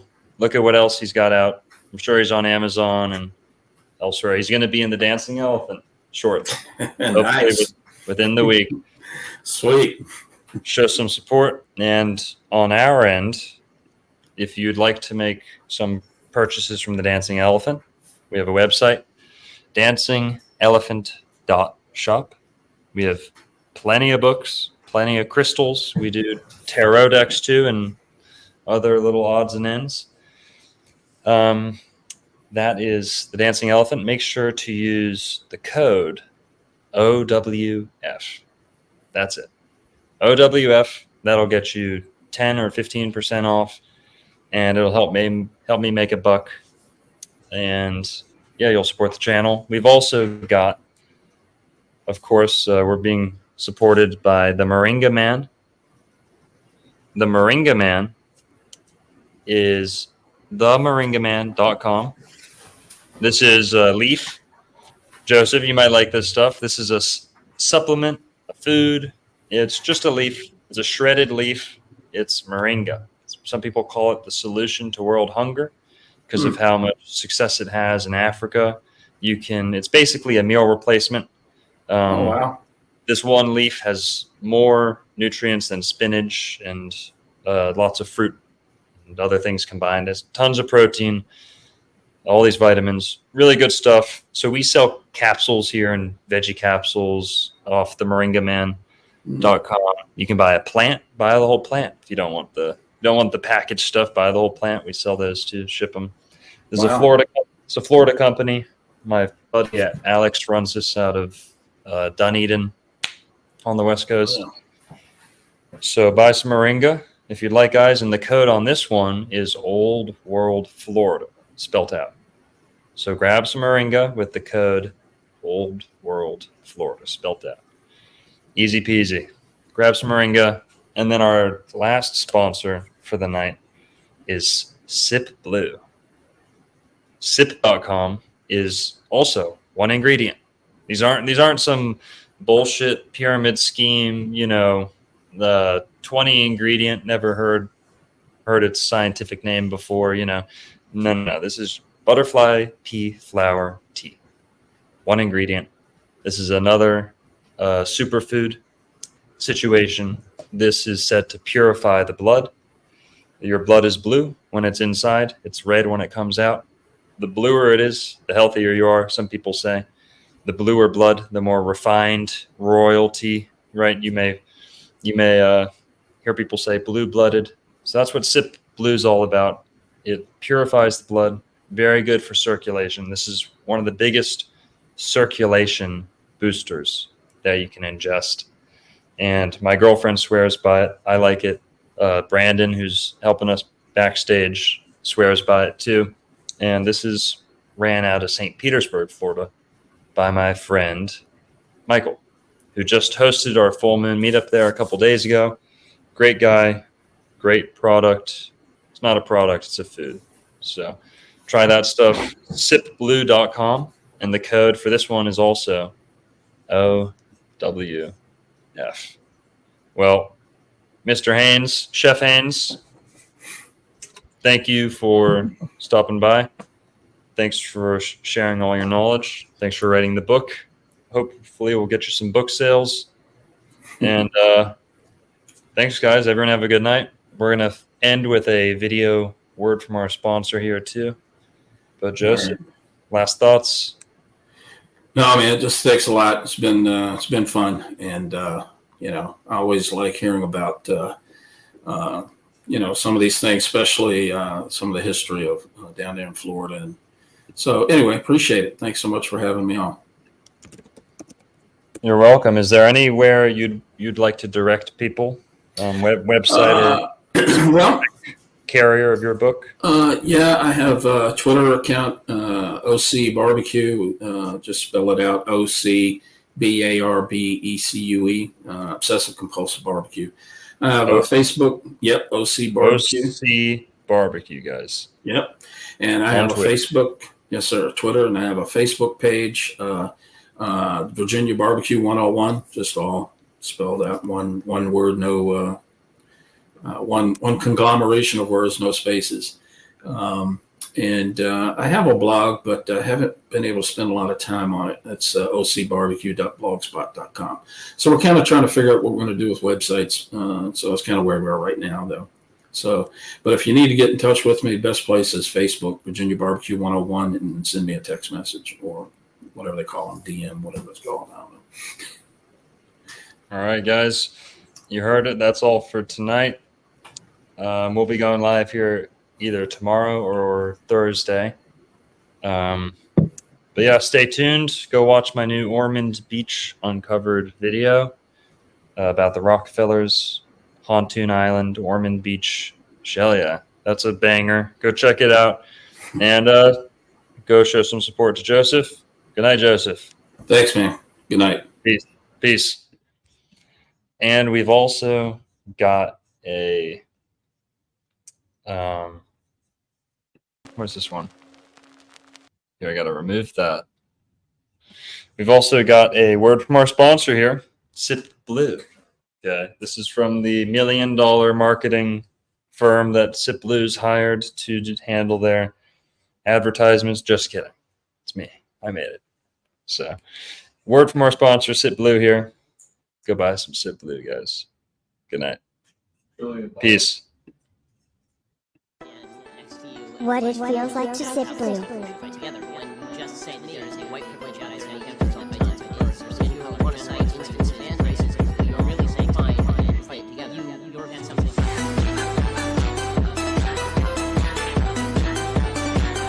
Reactivate your Atlantean DNA with sip blue. The ancient gods were blue and so is their blood.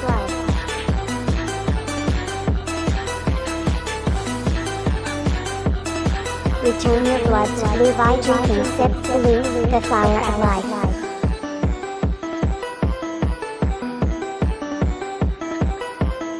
Sip Blue is a tea made from a single ingredient, butterfly pea flower. Buy Sip Blue with promo code OWF for 10% off at sipblue.com. Sip Blue is a Florida-owned business.